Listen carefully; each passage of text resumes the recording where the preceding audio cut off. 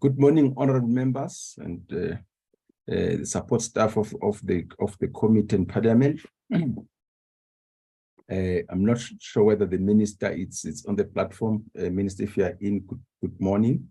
Honorable Pravin Gordhan and the deputy minister, DG from Public Enterprises and Public Enterprises family. I see the chairperson of Eskom, Mr. Mpo Makwana. Good morning, sir, and you are most welcome. With the members of the board who may be on the platform, this acting CEO and the members of the executive team, everybody from Eskom is on the platform, you are most welcome. Members of the media who might have joined us, ladies and gentlemen, you are welcome to the meeting of the Standing Committee on Appropriations. As you know that at the moment we are dealing with the 2023 Eskom debt relief bill.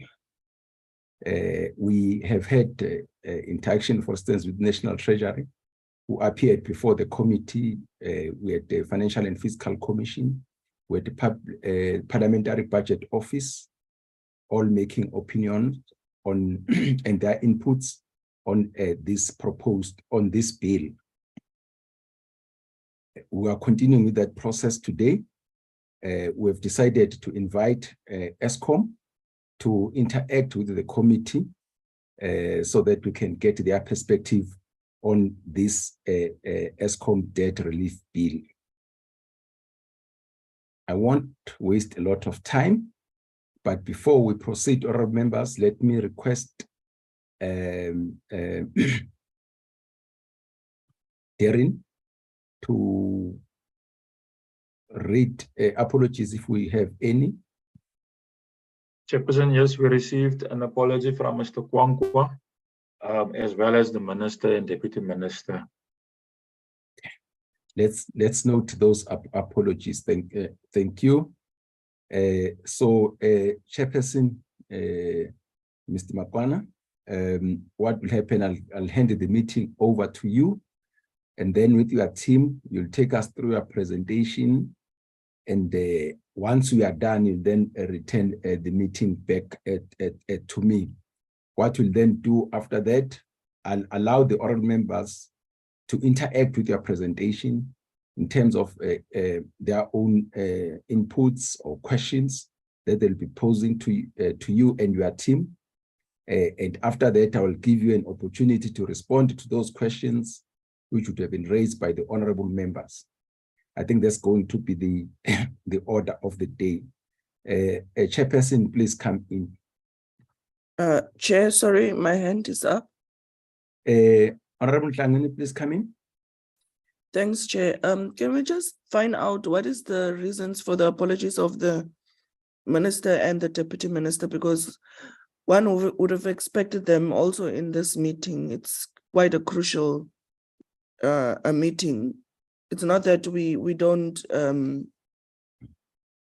are undermining the people that are here as part of the delegation, but I would foresee that it is an important meeting that they should be at. And it will be interesting to just hear what are the reasons and when was those apologies submitted. Darren, the apologies given, yes.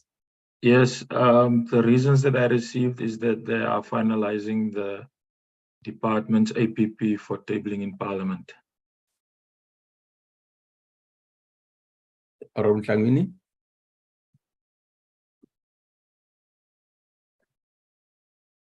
I'm not satisfied with that, Chair, because I mean the whole team is here. What are they finalizing? Where? With who? With what team? So I'm generally not satisfied with that. Apologies. Can you please just note? Yes, Chair, I'm satisfied. Thank you. Thank you. Chairperson, let me allow you to come in. Thank you very much, Honorable Chair, and thank you. Good morning to honorable members and colleagues from Eskom management. We thank the committee for inviting us to come and share our thoughts on the Eskom debt relief bill. We've prepared a short presentation that I would like to request our executive colleagues to take us through. And as per the directive from you, Honorable Chair, we will request that we go through the slides quickly. It's only 6 slides. And that thereafter, we then revert back to yourself to guide us through the questions, answers, and reflections. From the executive team, I'm joined this morning by our acting group chief executive, who is a little bit under the weather, so he won't be able to speak long due to flu, but he is in the meeting. And thereafter, he will hand over immediately to the interim Chief Finance Officer, Mr. Martin Bass, to then take us through the presentation comprehensively. Caleb, do you want to do introductory remarks?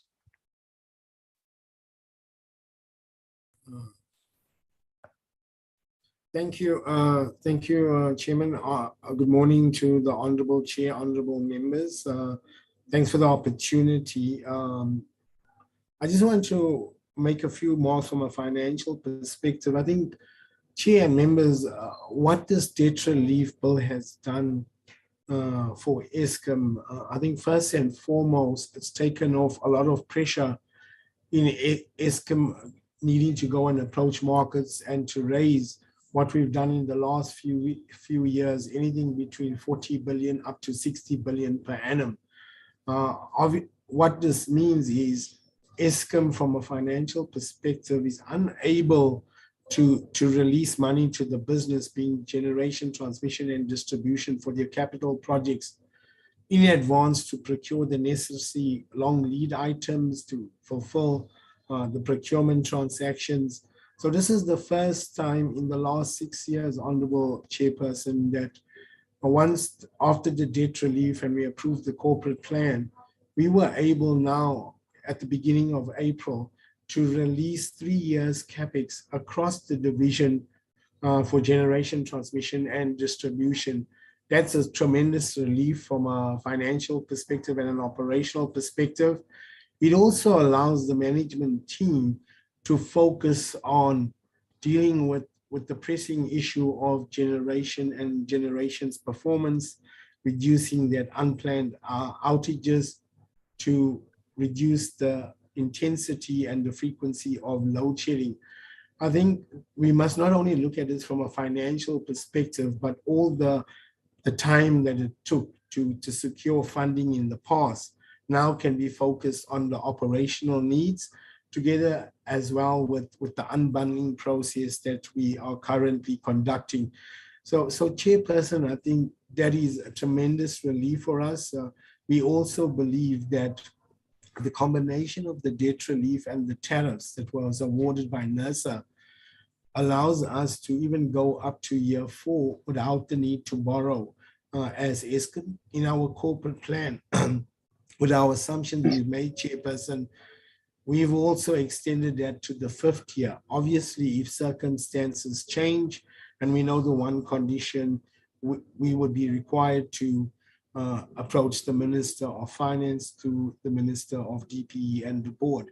But at this point in time, we are assuming on the debt relief and the tariffs we've got, that Eskom will be able to manage its operational needs, its capital requirements for the next 5 years. Chairperson, I must mention the one outstanding element to deal with our financial sustainability is the municipal debt and improving that collectability from the Munics. We know as part of the debt relief, NT has issued the circular around municipalities as an incentive. If they increase their current accounts and adhere to it, then Eskom will then write off over a 3-year period that portion of the municipal debt. Thank you, Chairperson, honorable members. I'll now ask Martin Bass, the acting CFO, to go through more detail. Much appreciated. Thanks. Thank you. Thanks, Caleb. And good morning, Honorable Chairman and honorable members, colleagues from DPE, and also colleagues from EXCO in the Eskom board. Natasha, are you going to put the presentation up?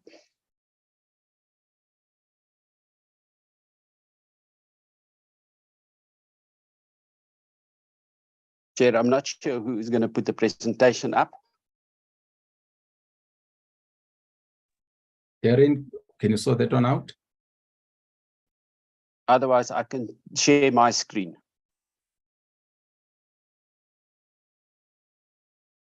So just in the interest of time, Martin, please share your screen.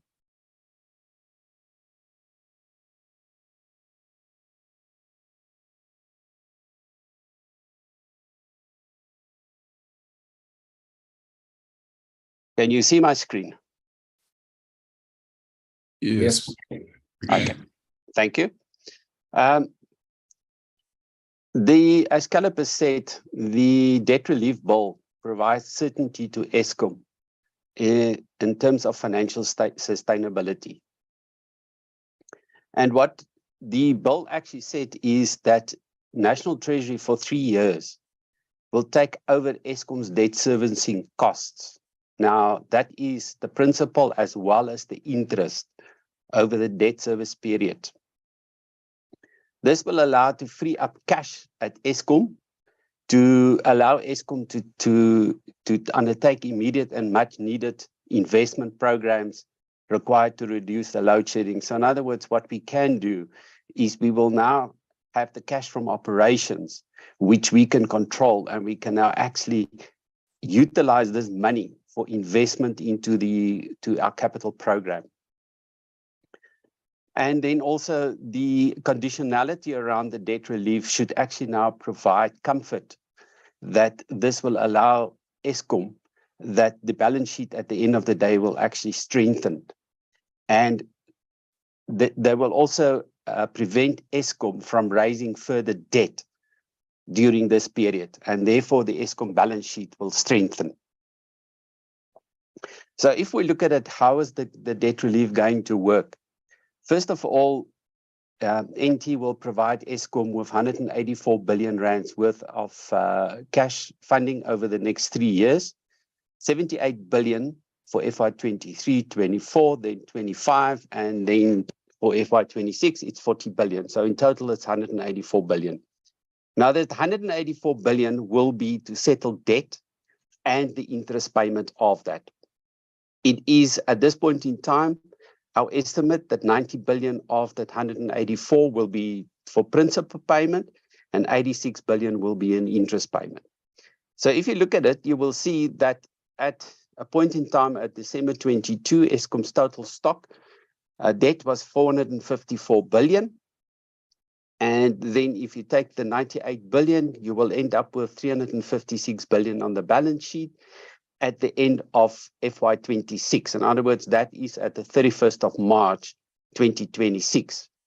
Thereafter, NT has agreed that they will take over 70 billion rands worth of debt.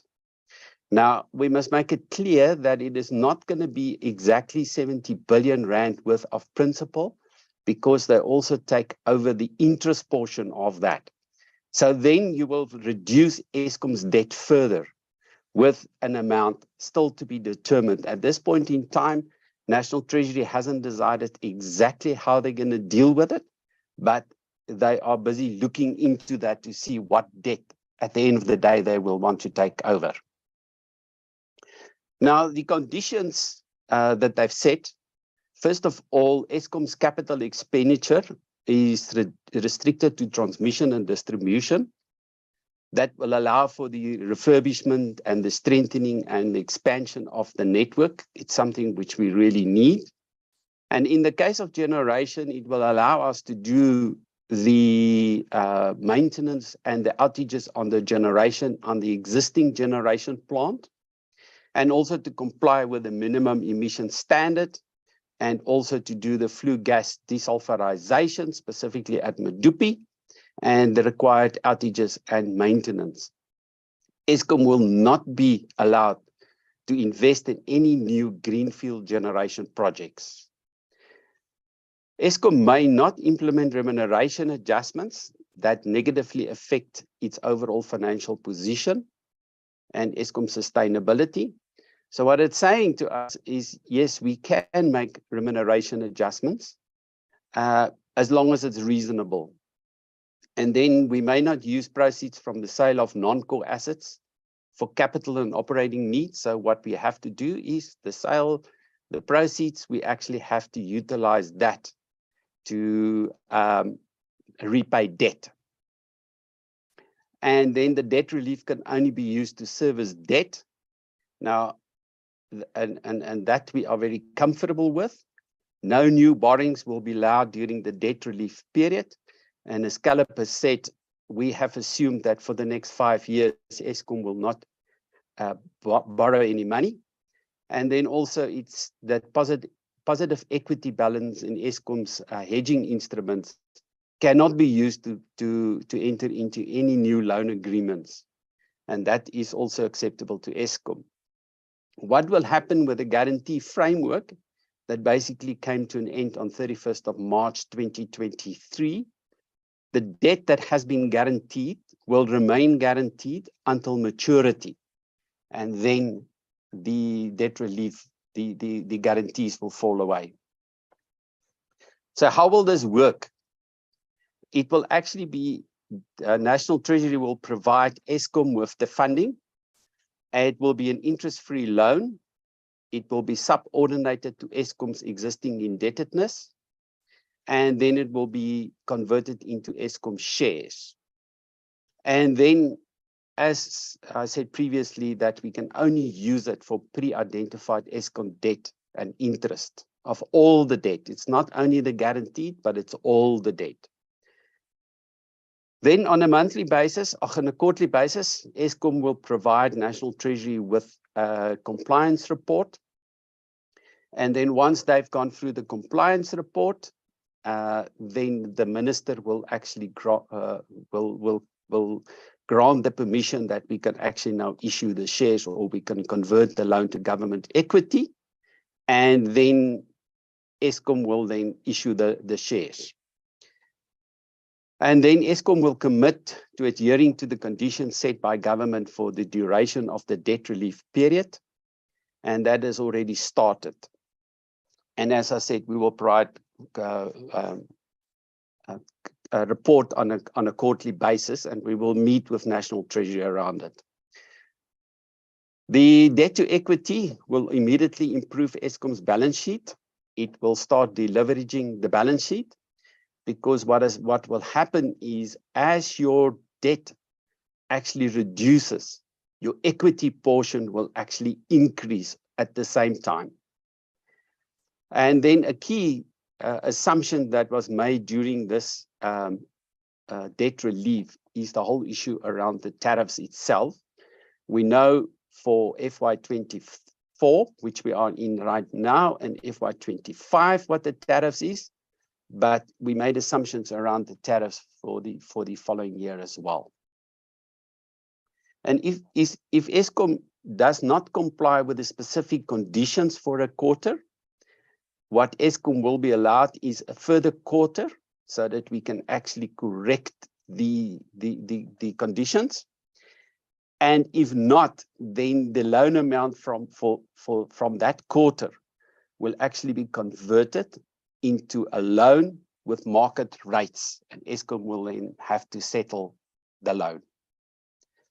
Now, the benefits to Eskom is the strengthening of the balance sheet and financial position, by you reduce the debt and you increase the equity.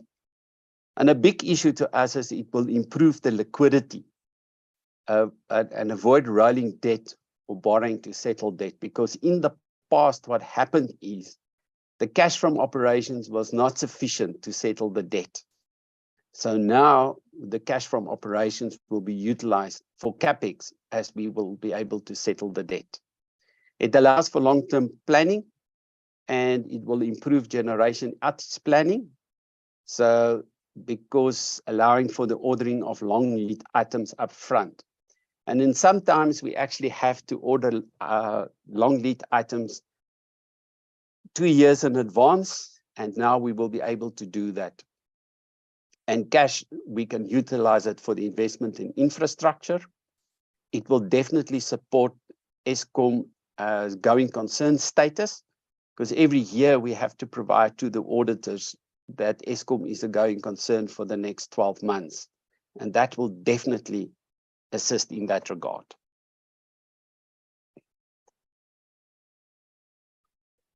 And we are really thankful for this debt relief, as it will that will support the business in its operational challenges at the moment.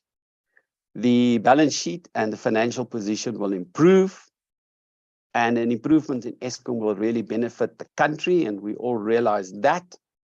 And as Caleb has said, of a big concern to us is the growing overdue municipal debt, exceeding 58 billion at this point in time. And most likely at the end of FY24, it's going to be in the order of 66 to 68 billion rand that the overdue municipal debt has grown to. Thank you, Chair. I think that is the presentation. Thank you very much, Martin. May I, with your permission, Honorable Chair, invite our Chair of Investment and Finance Committee to hear if she has any remarks, comments before we hand over to yourself. Mayor Triposa Romano, do you have any comments? High-level remarks? Good morning, honorable members. Good morning, members of the Eskom board chair. Thank you. Yes, I think that the presentation by Martin is a true reflection, and I can confirm that we have now released the long lead capex items up to a period of 5 years already, due to this debt relief program that has actually relieved Eskom from a cash crunch.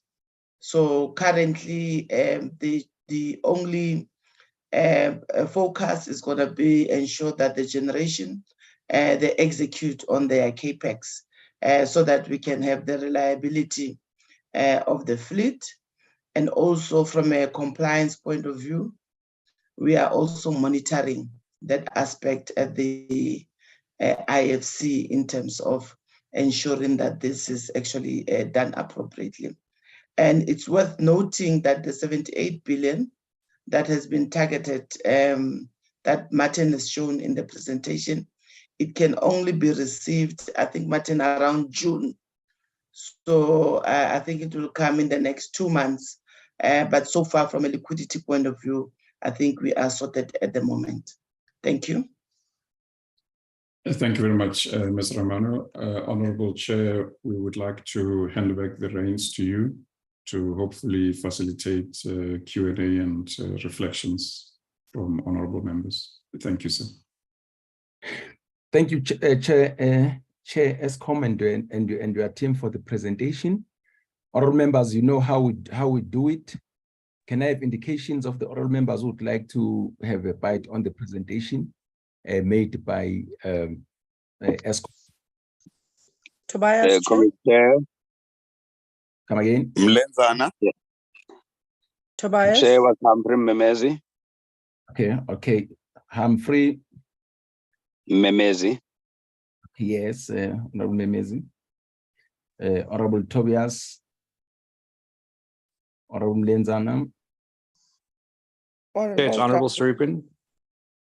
Honorable Sarupen. Klangweni, Chair. Honorable Klangweni. Sheikh Imam, Chair, I had my hand up, but thank you. Matafa. Honorable Matafa. Kaiso. Honorable Kaiso. I think that's it, Chair. Thank you, honorable members. Again, I want to restrict you in terms of time. I know you can regulate yourself and time yourselves. Let me start with Honorable Memezi. Honorable Memezi, please come in.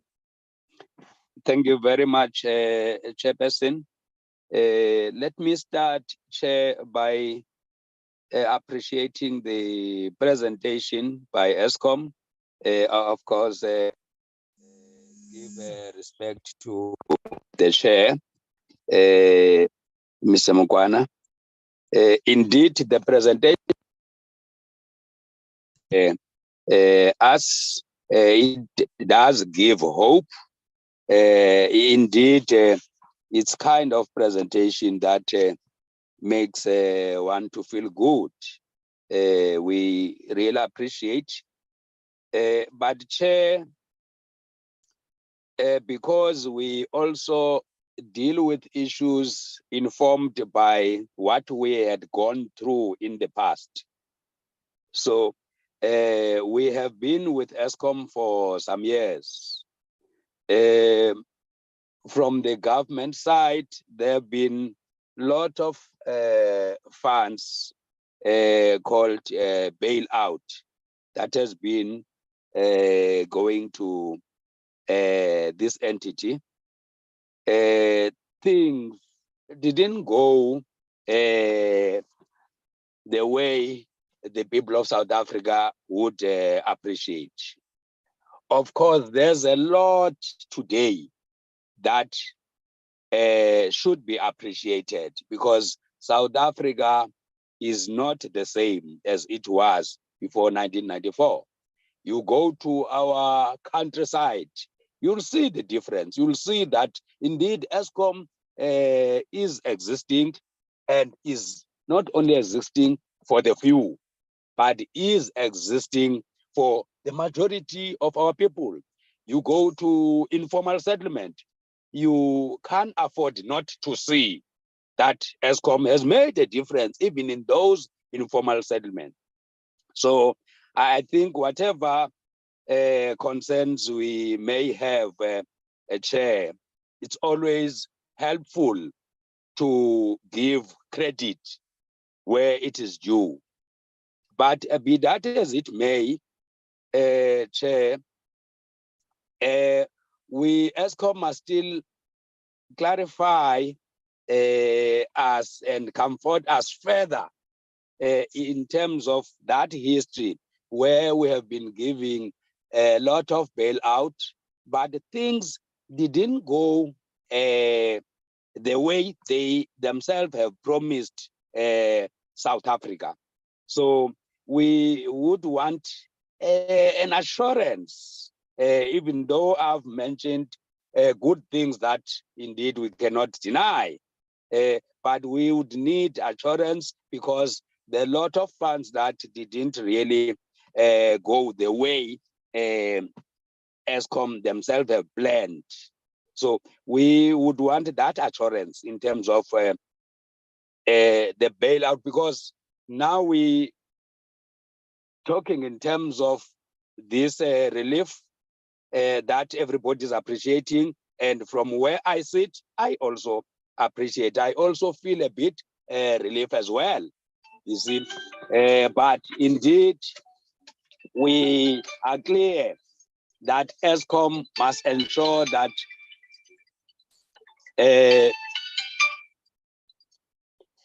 we are not taken for granted. What have happened in the history is also a learning curve for all of us. So I think that's the main area I would want Eskom to clarify and assure further. But from where I sit, it would be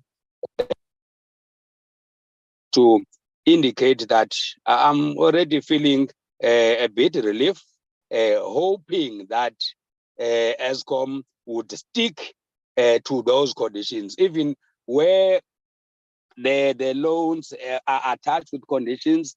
Then the issue and the worry is, will they honor those conditions?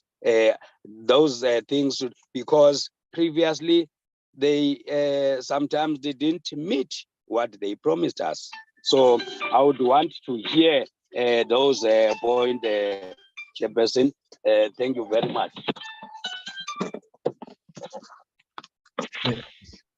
Thank you. Thank you very much. Okay, thank you, Honorable Memezi. Honorable Tobias, please come in. Thank you very much, and good morning, Chair, and good morning to the team. Let me also join Honorable Memezi to appreciate the presentation. The CAPEX are a well thought as a turnaround strategy for Eskom. However, we need to note that the elephant in the room is the municipal debt that keeps on growing. And as long as the municipal debt is not addressed, municipalities must pay Eskom, because the reason why we find ourselves in this situation, it is also partly because of the role of municipalities by not servicing their debt. Second to that,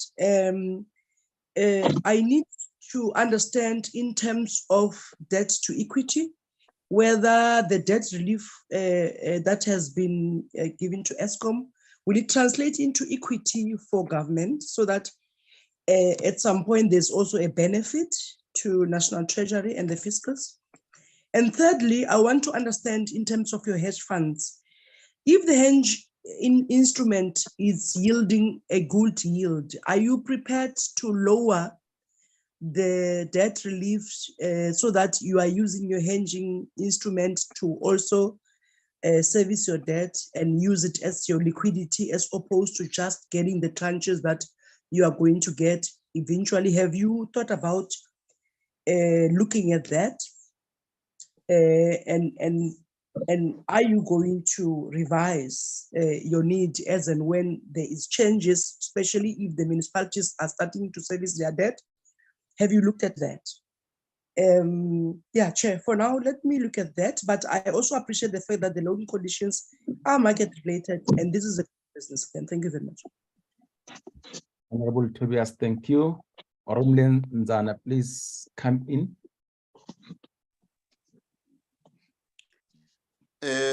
No, good morning, Chairperson and the team Eskom.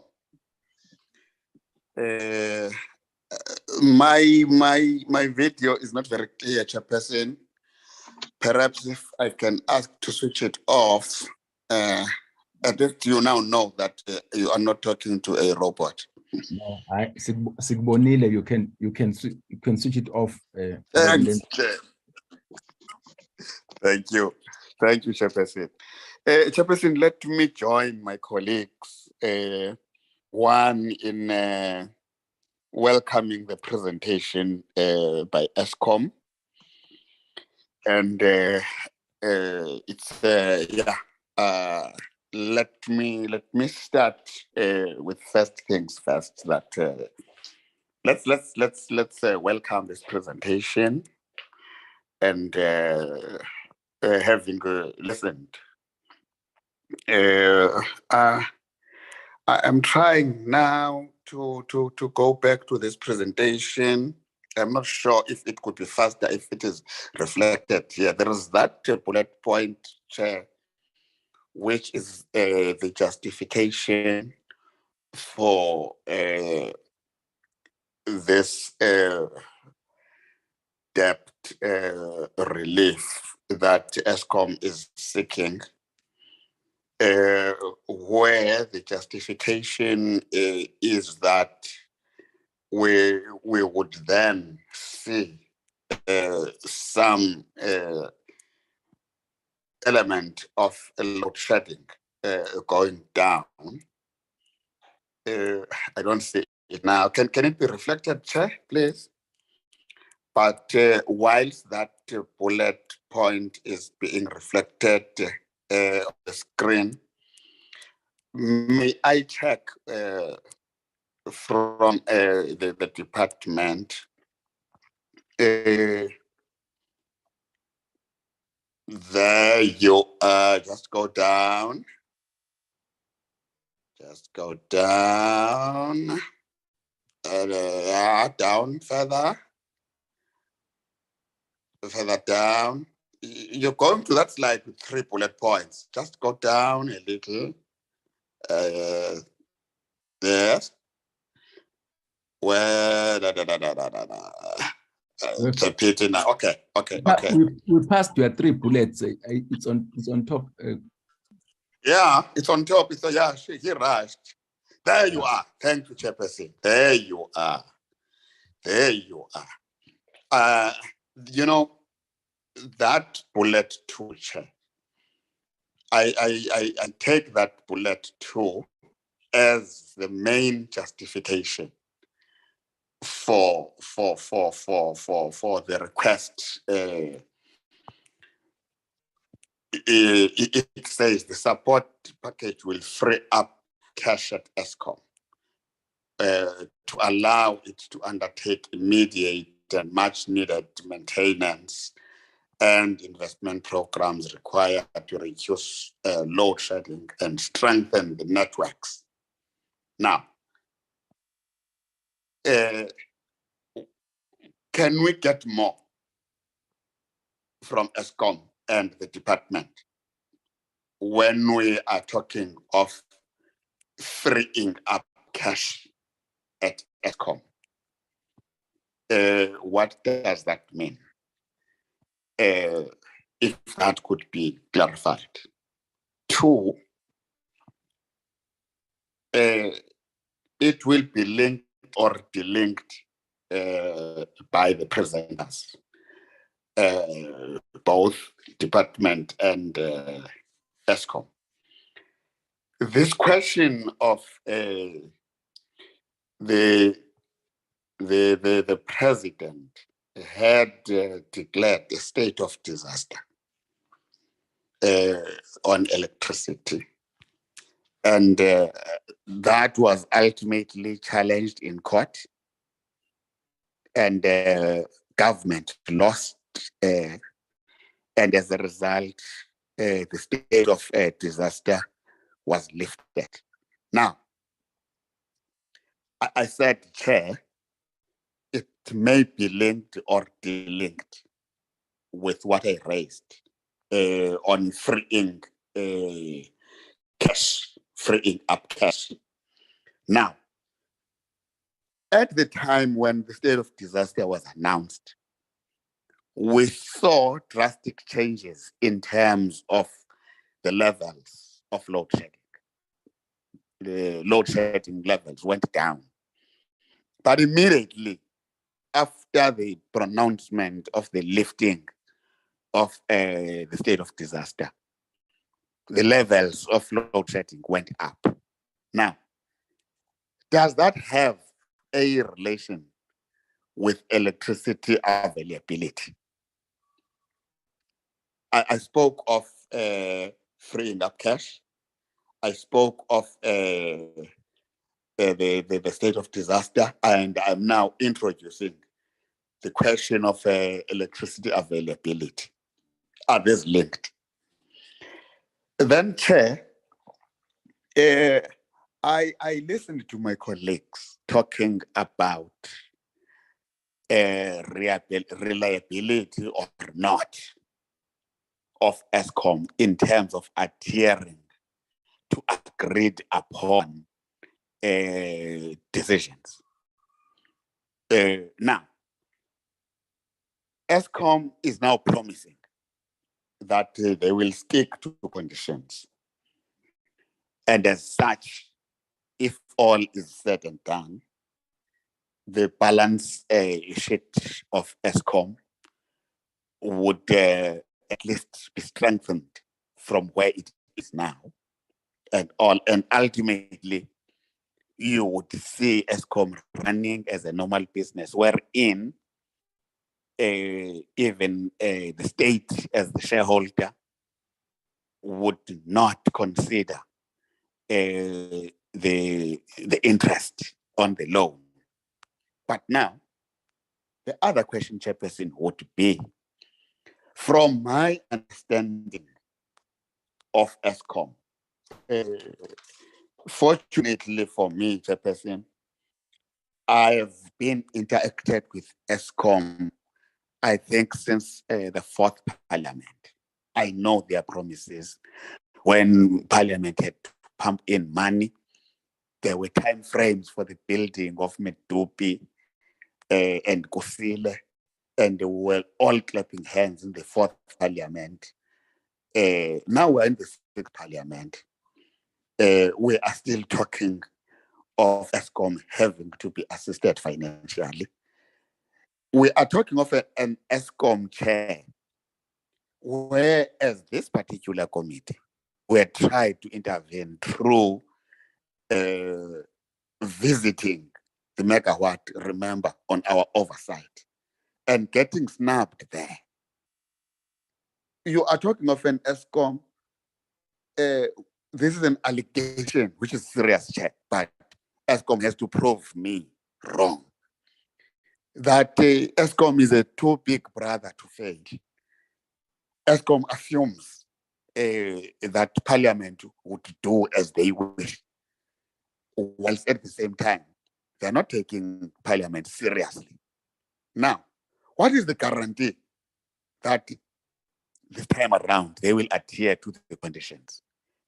And what would happen if now they do not adhere to conditions after the money would have been paid, this 250 billion given to them?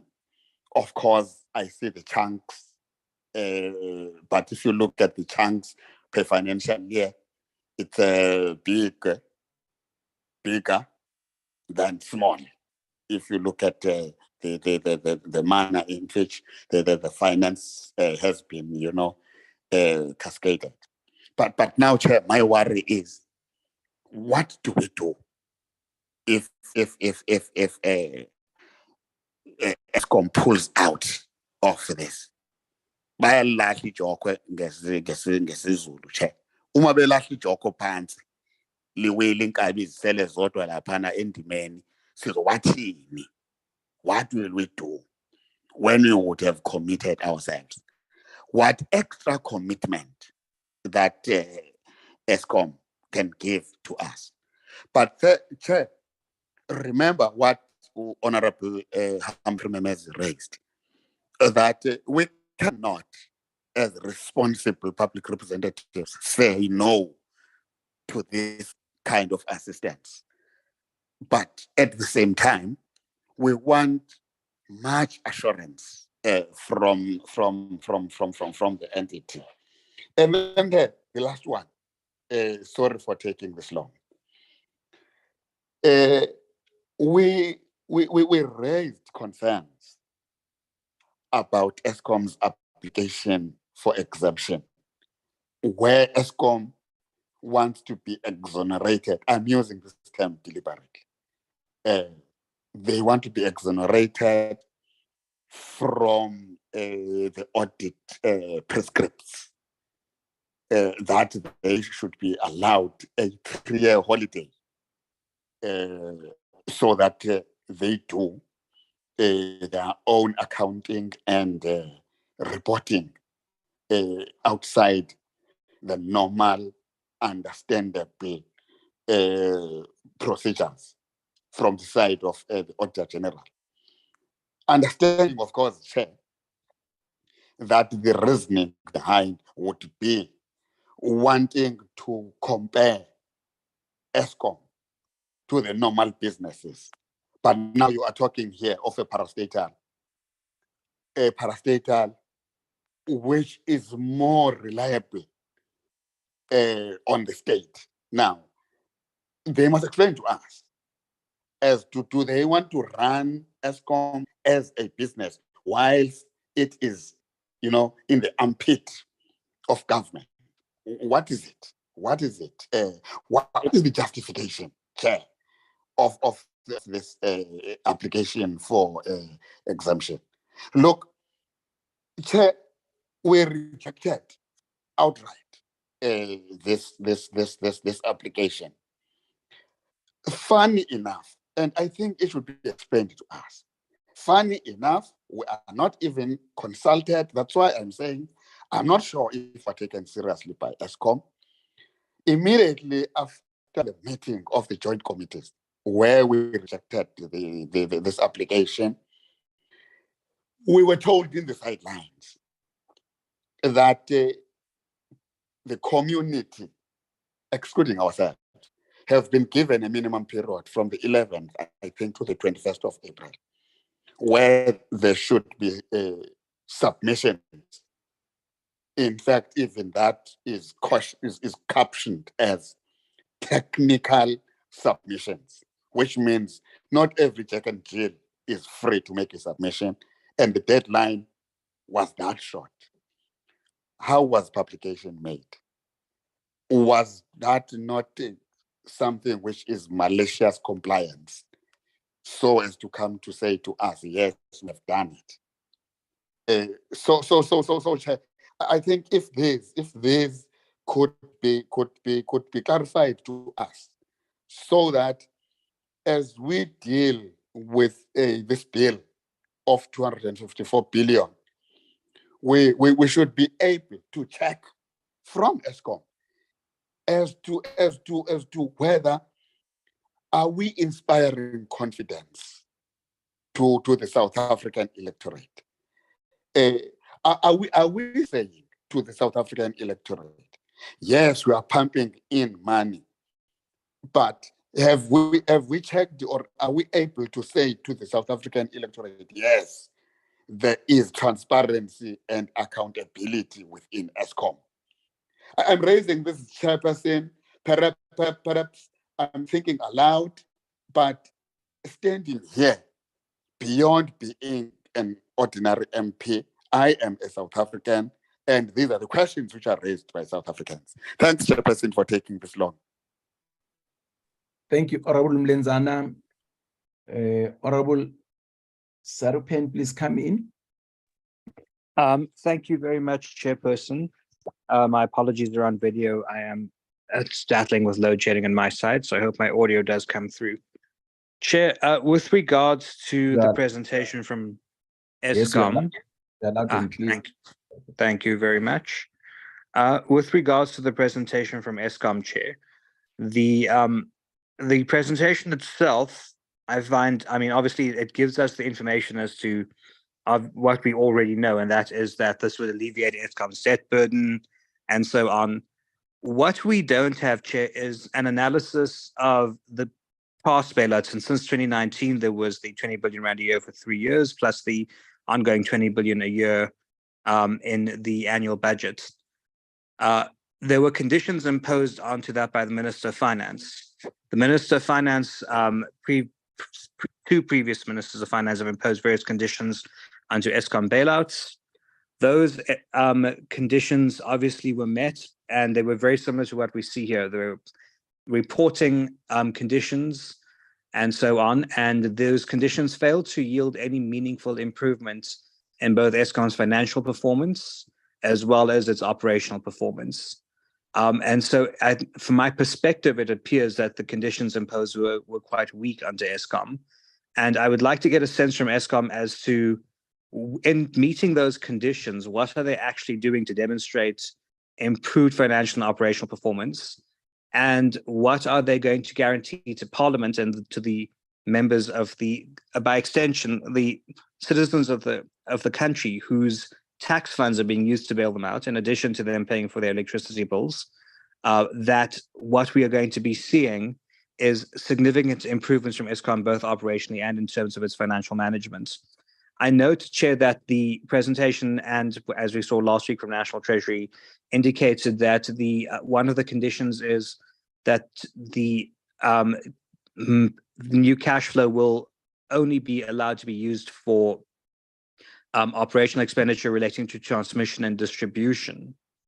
Now, of course, we also know that the big shortage is generating capacity, and constant breakdowns are why we are, for example, sitting in stage 6 right now. I'd like to get a sense from Eskom as to where the finances are going to come from for improving its generating capacity now that its hands will be tied in terms of how it's allowed to use additional cash flow from these conditions to deal with only transmission and distribution. Thank you very much, Chair. Thank you, Honorable Sarupen. Honorable Ntlangwini, please come in. But before I come in, I've just been notified that the Minister of Public Enterprises, Honorable Godan, is on the platform. Welcome, Minister. Thank you. We had raised an issue before you came, that it's always important, especially for such a bill, that at least yourself or the Deputy Minister is on the platform. So you are very much welcome. Thanks for availing yourself. Honorable Ntlangwini, please come in. Thank you very much, Chair. An appreciation that the Minister finally joined the meeting. I just want to add on what the Honorable Sarapan have already alluded to the conditions noted on Eskom and on the presentation that we have seen now, Chair. We have been told nothing new. We have seen this presentation before. But what I want to find out, if I'm a normal person in Matatiele and I get to hear this presentation, but we are still sitting in load shedding, how will this bailout or loan or whatever guarantee or whatever you call it help to stop load shedding within the country? Because one of your conditions is even there, you can't even invest in new green field generation projects. What will that implication will that also have in terms of your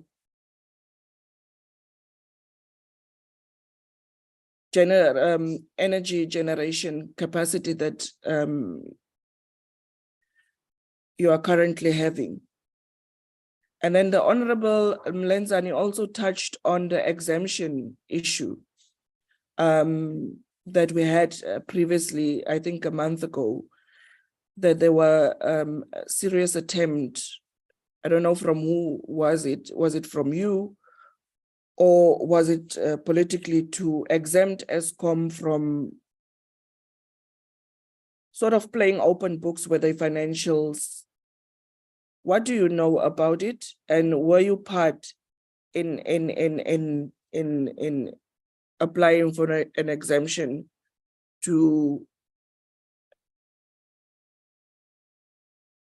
for your financial statements? Thank you, Chair. Thank you, Honorable Pangwini. Honorable Sheikh Imam, please come in. Thank you, Chairperson. It's raining. Sorry, I'm moonlighting, Chairperson, but I'm with you right now. Yeah, my first question is conditions. Eskom, in my view, have been known not to meet many of the conditions. So what is the process and what would happen if Eskom do not meet these conditions? That's the first thing. Secondly, do we really know and understand the extent to the problems that Eskom is facing before we agree to meet conditions, given the fact that we are having statements that are being made? And I'll give you a good example. On the one hand, we were talking about moving to renewables. Minister Mantashe says you must have a coal baseline. Otherwise, it's not going to work at all. The new minister is rightfully saying that when it's cold and windy and there's no sun or there's no wind, you're not going to be able to work with renewable. So do we know and understand exactly what we need to do in able to sort out the problem with Eskom, given the fact that there's a whole host of reasons given, like, for example, we don't have the necessary skills, aging infrastructure. We did not address the additional increase in demand from the population, which we had to 40 million to now 62 million. Sabotage, evergreen contracts. Now, what I don't hear, Chairperson, is a plan to deal with all these challenges. We're hearing this corruption and this and that, but nothing is coming forward.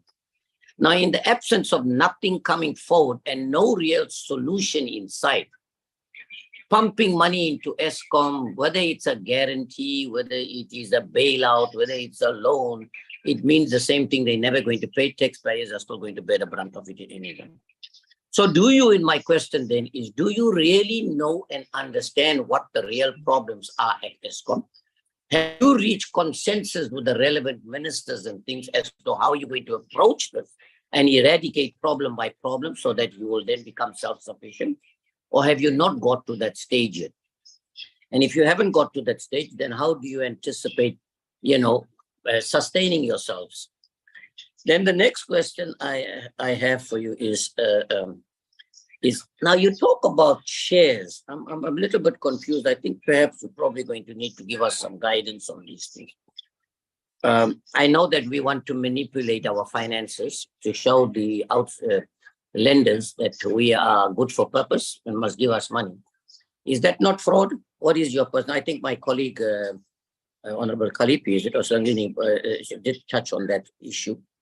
Now, the fact that half the time there's load shedding means that your revenue capacity is decreasing all the time at the moment, which means you're getting less revenue, your expenditure and things is the same, your debt service cost and everything is the same. Now, are you judging or basing your needs to resolve the issue of Eskom? Are you taking into consideration the fact that there will be a drastic reduction in your revenue as well, because you don't have the capacity to generate enough energy, electricity, and supply? Again, I want to know, given the fact that many municipalities and others are now looking at renewable energy, Western Cape, one example, and others, it means there's going to be less of a demand from Eskom itself. What is going to be the impact on that? And lastly, I think I want to reiterate that it would appear to us from everything that we are hearing about Eskom, it will take a minimum of 5 to 10 years to solve Eskom's problem. But more importantly, what would your view be that we need to continue or build, like China and South Korea is doing currently, build new coal-fired power stations in light of the fact that with the current demand that we have, which we are not meeting, and of course, also thank you, Chair. I know you're asking me to finish up. Yes. No. Continue, Honorable Sheikh. Thank you. My concern there is that China, South Korea, and others are building coal-fired power stations. The United States are expecting to get out of coal in 2054. South Africa is in a hurry. But would you advise that maybe, given the fact that we have ample supply of good quality coal, that we should consider that as well and build new coal-fired power stations so we can have a balance in order to address the challenge? And lastly, of course, we hear also that you're talking about taking electricity from neighboring countries. Can you take us into confidence which countries, how much you're planning to buy? Are we still supplying those countries that we've been supplying all along? Thank you. Thank you, Honorable Sheikh. You read me wrong. Honorable Matafa, please come in. Thank you very much, Chair. Good morning, Chairperson. Good morning, Mr. Makwane and the Eskom team, and honorable members and guests on the platform. Chair, let me first start by apologizing for keeping my video off. My network is not stable where I am. And secondly, there's background noise. I'm not sure if whether is it too intrusive. There's work happening in the next door neighbor's yard. Chair, let me start first by welcoming the presentation, just as other members have done. I just have 3.5 points to make, and then some of them will be supported by questions. The first one, Chair, is just to establish, in the anticipation of the debt relief instrument, are there any particular process reforms that Eskom has planned to introduce, particularly in the space of procurement and project planning, considering that there are conditions that might affect a lot of operational competencies of Eskom? Now, Chair, I'm asking this question because one of the conditions says that should the conditions not be met, the facility is likely to be repaid to the National Treasury. My understanding means that the facility will be withheld for that particular quarter. So I think for me, it then follows that there should be a concerted effort to ensure that internal processes are strengthened so that this facility is never withheld or have to be repaid back to the national fiscus. Still on the same issue, Chair, of program planning, I would also want to join Honorable Mlenzana to touch on the 3 bullet points, particularly as it relates to freed up cash, which in the presentation, it is stated that this will allow an opportunity for this cash to be used for maintenance and investment programs. Can we have a sense of which are these investment programs and how are they likely to assist the biggest challenge that we assist with, and which is that of load shedding? And this speaks to new and changed business process plans to be able to guide us to a point where the biggest challenge facing us is dealt with. The second one, Chair, I would also want to take a bite on the application for the exemption for reporting on regular expenditure. I know Honorable Mlenzana has touched on that one particular point, and the fact that a notice from the Finance Minister has been issued for technical comments. Now, I'm noting, Chair, that the notice was issued after multi-committee sittings in Parliament and after the engagement with the Auditor General, and also after the much publicized uproar and concern by various stakeholders and the public. Now, given this background, Chair, I'm interested to find out what is it that is so compelling that Eskom is not willing to move from that position of being exempted? And what is it from the inputs that were made that maybe everyone would have missed that still justifies Eskom to want to continue being exempted from reporting their irregular expenditure in their financial statements? Chair, the last one is a matter that Honorable Tobias raised, but I want to frame it differently. And this comes from slide 3, wherein there is a presentation made on the coverage of the debt service by a share loan. Now, Chair, one of the conditions of the facility excludes the area of generation. Now, I'm just interested to find out, when we are being told that the facility can be converted to equity, on the other hand, Eskom is busy in a process of an unbundling and ultimately registering into 3 different companies. How will this conversion of shares interface or impact on this particular company's equity value? Let's say, for example, the unbundling happens and is concluded before the window of the facility has lapsed, meaning that it happens while there will still be allocations to be made in line with the debt relief package. What impact is it there? And Chair, you must remember, I'm a politician. I'm asking from a layman's point of view that when you speak about shares, you are speaking about the balance sheet of this particular company. So my question is there any possible impact? And if yes, what could be the impact, and how does Eskom plan to deal with that particular challenge going forward? Chairperson, those are my inputs and questions. I appreciate the opportunity to participate.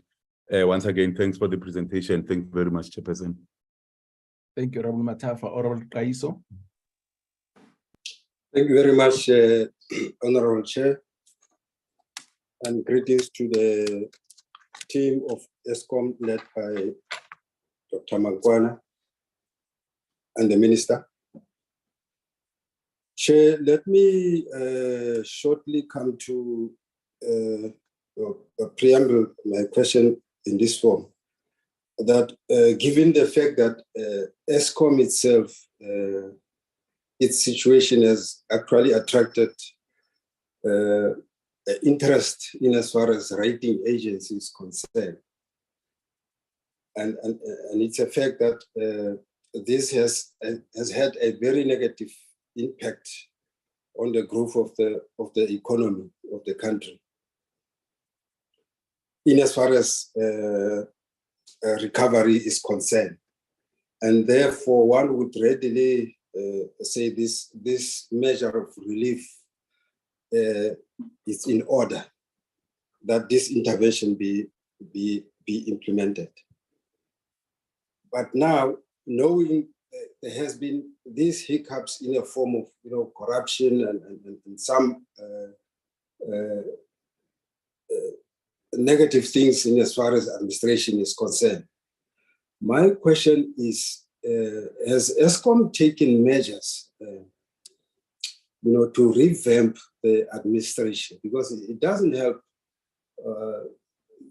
just to pour in money in the same system or regime wherein you find these, malpractices and practices of corruption and in the system, being orchestrated, internally there, as one observes at a distance.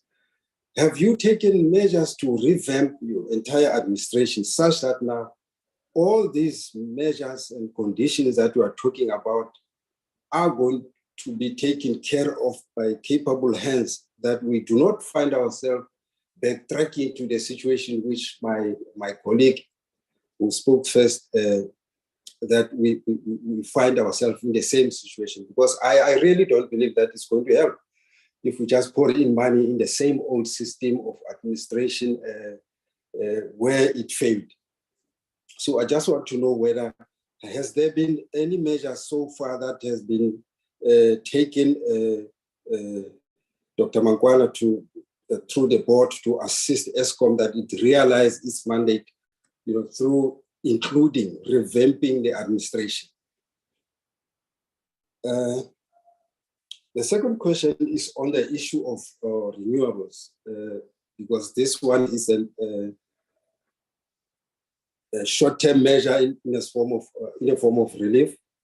But as we discussed, because the issue of energy, it has become a crisis that needs to be addressed in the long term.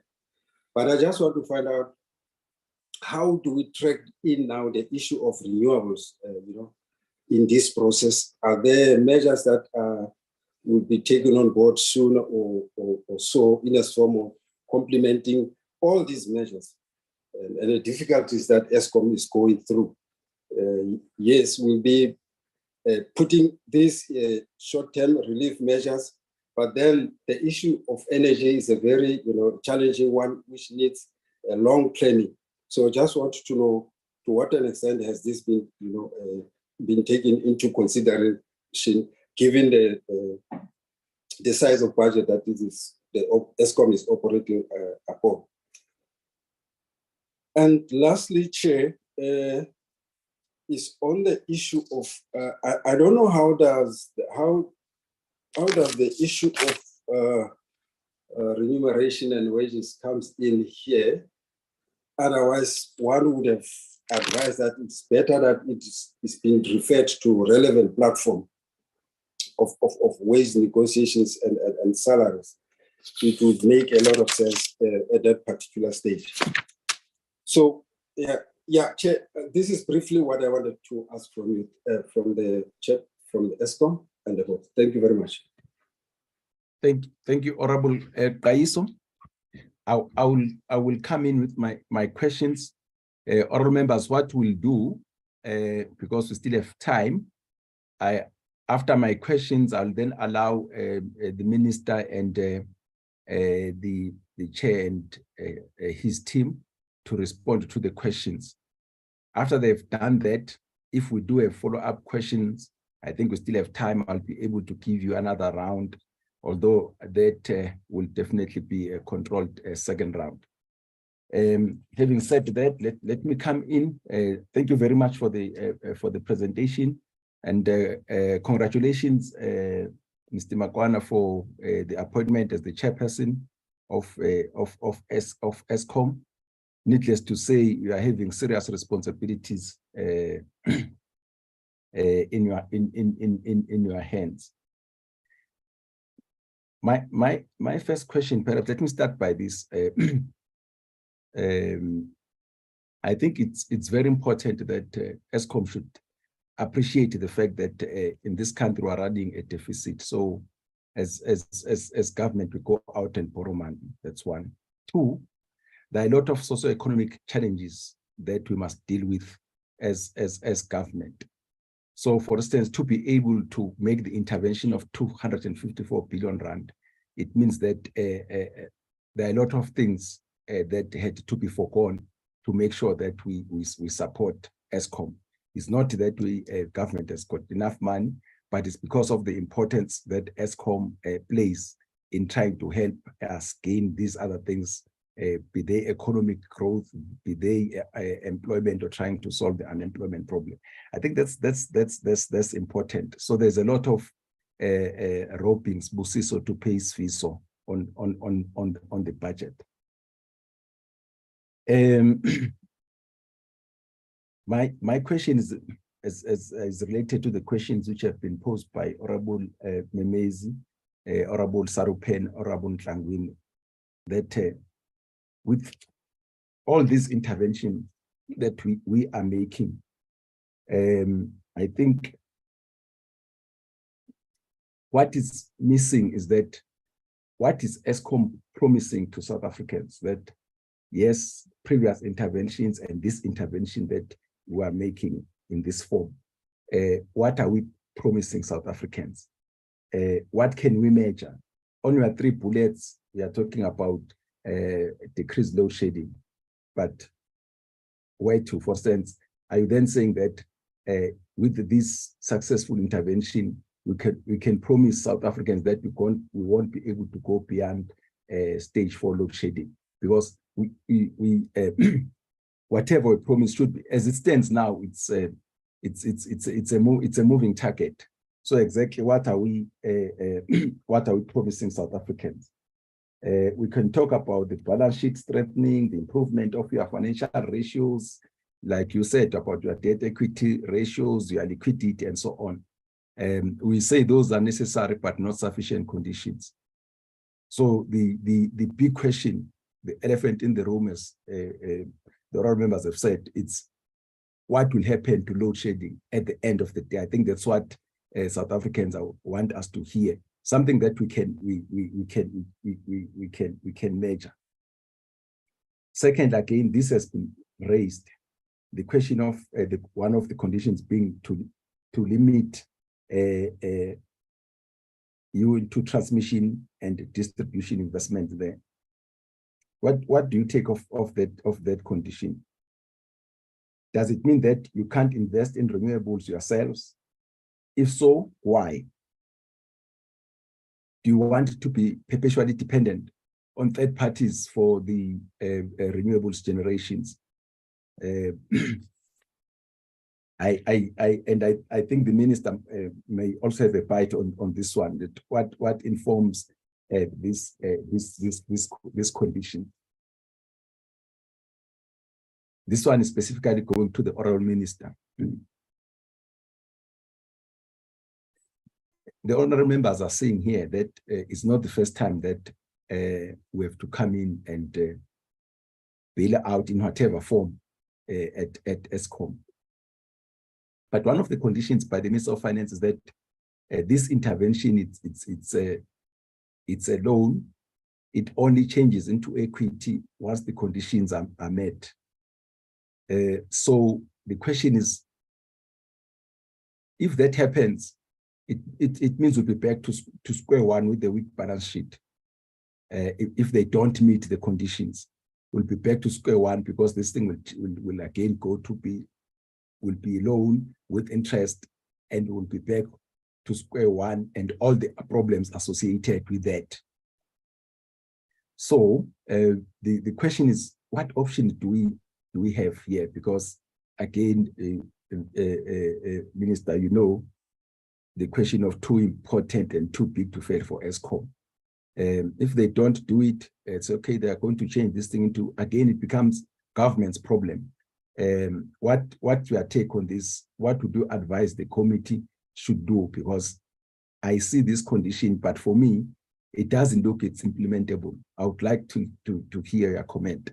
Back to you, Minister, and then Team Eskom led by the chairperson.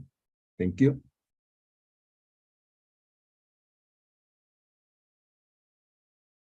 Honourable Minister, are you there?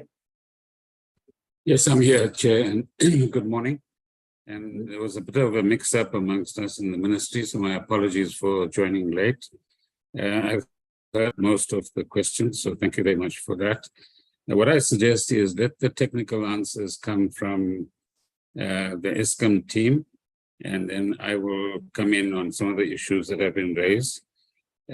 Safe to say that all of the honourable members are raising an important question, which is, including yourself, Chairperson. What if the conditions are not met? What if Eskom doesn't deliver on the promise of reducing load shedding? And we do need to have a mindset change, I would suggest, in Eskom itself, where being a monopoly or reasonably strong oligopoly in terms of provision of electricity, mindsets often are dictated by that status. And so both the board and the management and the Eskom senior staff have to ensure that they take serious cognizance of the kind of concerns being raised both in this meeting, but elsewhere as well. We also take the second point, which is that there must be an impact that can be palpable as far as the population is concerned, as far as load shedding is concerned. And the board and management will share with you the plans that have been put in place, both at an Eskom level, but also importantly at the national government level in relation to the National Energy Crisis Committee and the various things that have to be done in order to ensure that we have energy security within South Africa itself. And your last point, Chairperson, which I'll come back to later as well, this too big to fail mindset and status should not be abused in any way, which means that both as the oversight department, but government as a whole needs to diligently monitor the performance of Eskom, but equally Eskom and its very big staff need to ensure maximum transparency in terms of the actual performance. As many of the honourable members have asked, sufficient detail to be able to say that it is actually moving in the right kind of direction. So that, in a sense, is a shared responsibility. But energy security is not going to come only from Eskom, in the sense that the key challenge I think we all face is how is IRP 19 going to be practically implemented in its various forms and with the mixed energy sources that it contains as our future at this point in time. And how do we not only rely on the current megawatts, if you like, available within the Eskom coal-powered station and related generation facilities, but also the renewables that are being invested in by various sections of the private sector. But renewables, as you know, will only make a difference if at the peak moments, early in the morning and late in the evening, if it is accompanied by battery storage. And so the issue of battery storage, and there's been some recent progress in that regard, where RFPs have been issued, and there's a project within Eskom itself in respect of battery storage. But outside of that, the critical factor is still, how do we add 4,000 to 6,000 megawatts to the system to give Eskom the opportunity to undertake the kind of maintenance that needs to be undertaken? Now, this is a narrative that has been there for some time, and the critical issue would be whether all of the resources, both within Eskom and within society more broadly, are being mobilized in order to make sure that the maintenance part of Eskom's responsibility, notwithstanding the unreliability factor amongst the plants themselves, is undertaken with the kind of diligence and magnitude that is actually required. So let me come back to some of the issues once the Chair, if you're comfortable, the Eskom colleagues have addressed some of the issues in their presentation and the technical issues that have arisen from your questions. Thank you very much. Perfect, Minister. Thank you, Honorable Chair. Let me start off also by greeting Honorable Minister Gordhan and thank you, Honorable Minister, for that high-level remarks. Perhaps, Honorable Chair and Honorable Members, it's important that I perhaps piggyback where the Minister left off and then add a few points of context from the board. After that, I will invite colleague Ms. Trifosa Romano from an Investment and Finance Committee perspective, if she would like to add anything further. And with your permission, then thereafter hand over to Mr. Caleb Kasim, our Acting Group Chief Executive, together with executive colleagues to then, as the Minister pointed out, deal with the more detailed comments where practically possible today.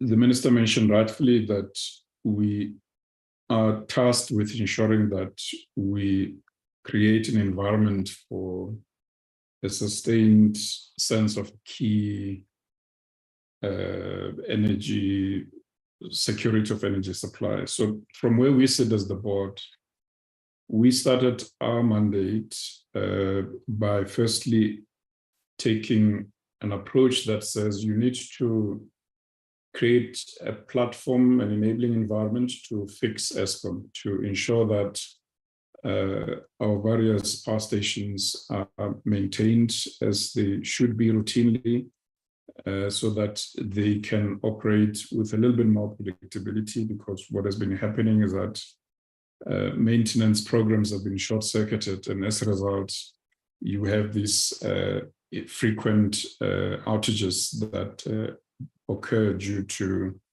tripping of units and boiler units not working as they should. So I want our generation executive to address that a bit comprehensively. As we fix Eskom on the one part, we understand that as a board, we are tasked with ensuring that we fast track the operationalization of the transmission company board and its operational executives. And so we've been working quite hard to ensure that that occurs. And as it stands, there's a committee of the board that is finalizing the interviews of the board of directors that will assume office, with the hope that by Q3 of this calendar year, we would have wrapped up, and that process, that company would then be operating at that time. We have a overall strategy that the board approved, which is referred to as Eskom 2035. And since the beginning of April, the executive colleagues have been in earnest beginning to implement that strategy. Part of that strategy is an Eskom generations turnaround plan, which we, with the help of the NECOM led by the president, consulted quite extensively through a number of stakeholder engagements that we were led by both the president, our Minister of Public Enterprises, and other ministers who participated in ECOM. In that turnaround program, we committed as the board to drive an improvement in the energy availability factor, which means ameliorating load shedding by ensuring that as of March 2023, the end of the 22-23 financial year, we would have sought to drive EAF to 60% and then 65% EAF at the end of March 2024, and then aspire towards an EAF of 70% towards the end of March 25. Once you start seeing a consistent performance of between 65 and 70% EAF, that's when we will see a little bit of stability in terms of the minimization of load shedding. Parallel to this, we have been on a journey to strengthen the management of Eskom, and hopefully shortly you will hear from one such member of the executive committee at Eskom, Mr. Begin Malo, that we've just appointed as the group head for generations. And he can share a little bit more also in terms of what we're doing in the road-tech space to strengthen the various challenges that we've been having with boiler tubes and other parts that can actually be locally manufactured within the Eskom road-tech industries. After this engagement, we do have an engagement with our Minister of Public Enterprises to give a progress report on the search for the group chief executive, which is well underway. And we have quite a strong shortlist against which we are now ready to conduct interviews and make the requisite recommendations in line with our MOI to the Minister of Public Enterprises to recommend for a permanent group chief executive. So the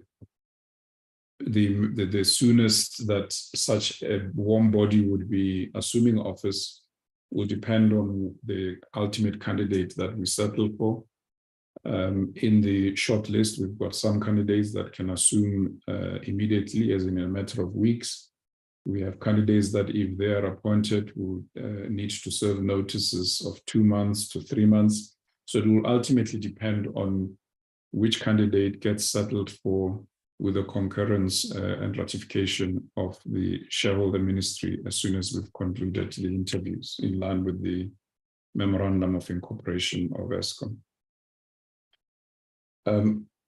We are where we are as the Eskom board, 7 to 8 months in office, because we've had a constant collaborative engagement and support from NECOM, collaborative engagements with the ministers of electricity, DMRE, and our line Ministry of Public Enterprises. In terms of high level from a board perspective, the question is asked around assurances that the board will ensure that things are done differently this time around, with ensuring that we demonstrate due appreciation, as the chair of the committee said, around the 254 billion.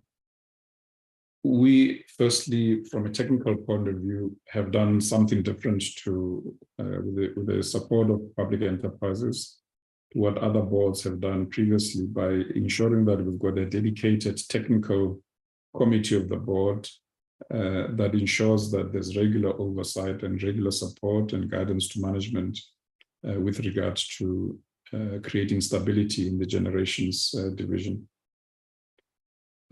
We continue to meet. We've already had our first oversight meeting with the Ministry of Finance, where they've given indication that they would want to engage us quarterly. So there's active oversight to ensure that what has been committed we live up to in terms of turnaround and deliverables. So we are a board that we believe is agile. We believe we're an active and engaged board, ensuring that we are fully committed to rendering the requisite support to our executive colleagues to deliver against these critical commitments. I would want, Caleb, that we give space a few minutes to Monday to also share with the committee in terms of what we're doing in the area of Eskom microgrids, a solution that we've piloted in the Free State, and we're about to submit, to have a comprehensive business plan submitted to the board later this month when the board meets to approve quarterly reports, where that Eskom microgrid solution is proving to be an important mechanism that can ensure that while we face the challenges of fixing the power stations, of ensuring that we open up the grid in terms of the fast tracking of the transmission company board, and while we therefore through that enable additional megawatts to be added onto the grid through additional generation players that would then have ability to kind of on-sell directly onto the grid, which would be in line with the 3 separated companies. We have this microgrid solution that is able to almost at a ratio of 1 unit to 50 homes. It has the ability to insulate the poor from the difficult challenges of load shedding. And we believe that if it's rolled out aggressively, it will go a long way to assist, especially the indigent members of our society.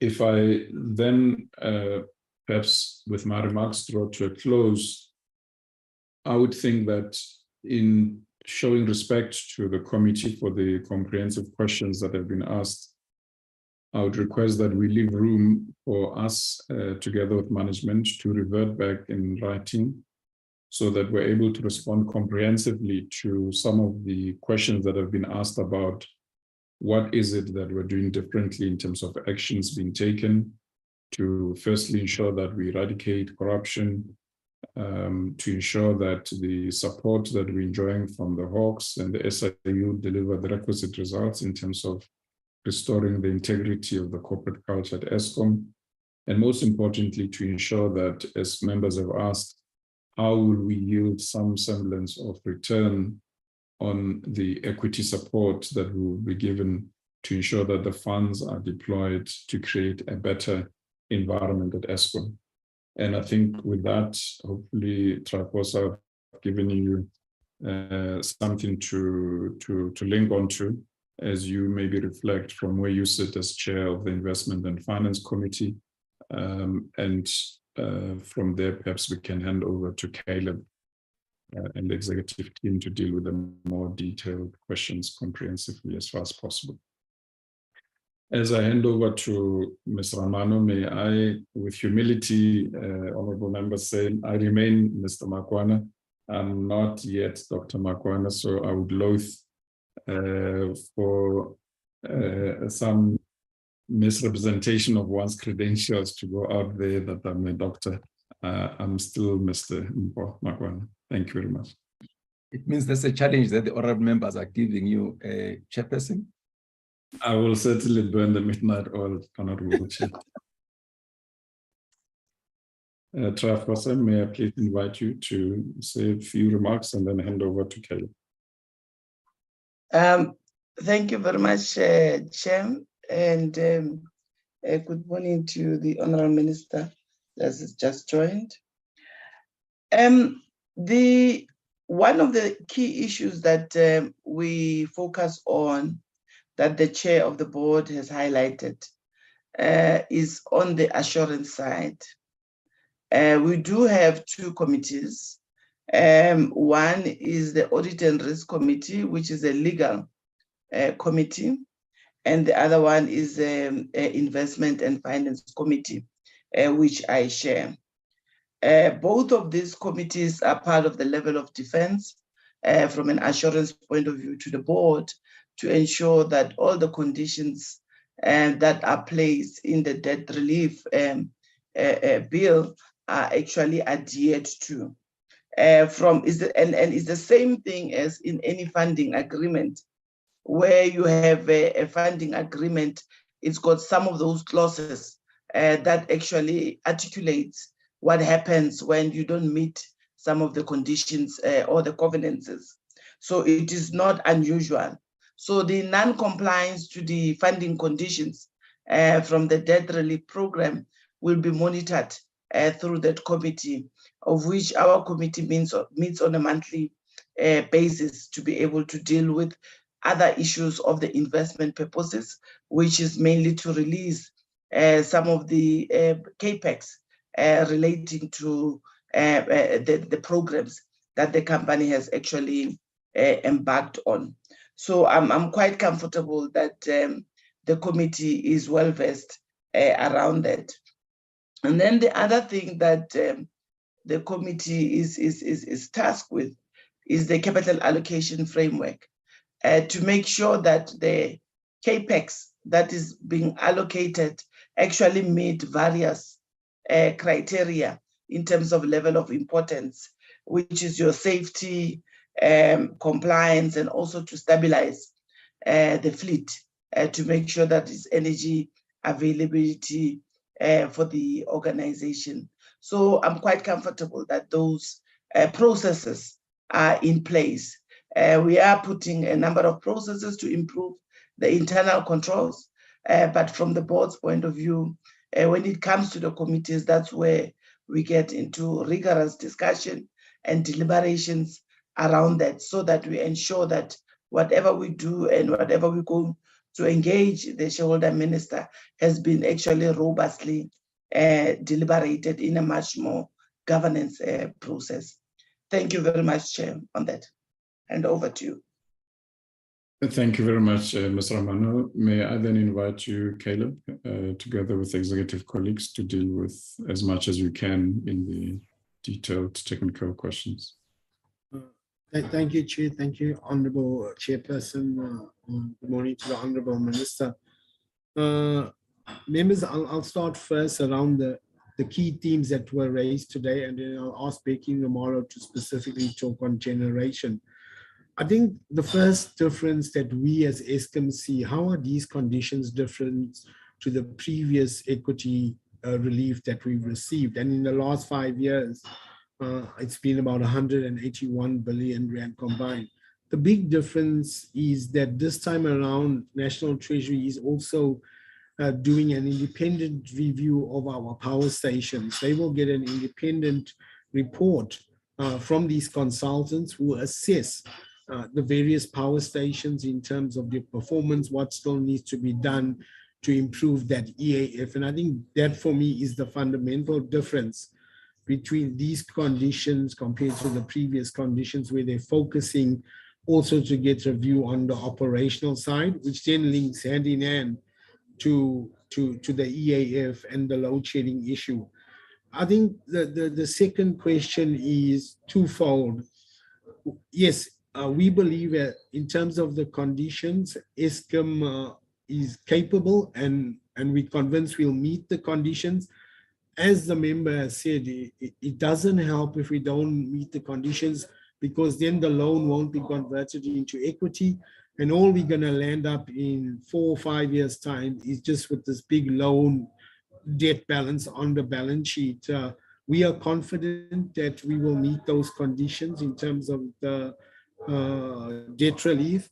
And I think the positive, it doesn't stop us from releasing the cash in advance, because you will still get it and it will reflect as a loan in the event that conditions are not met.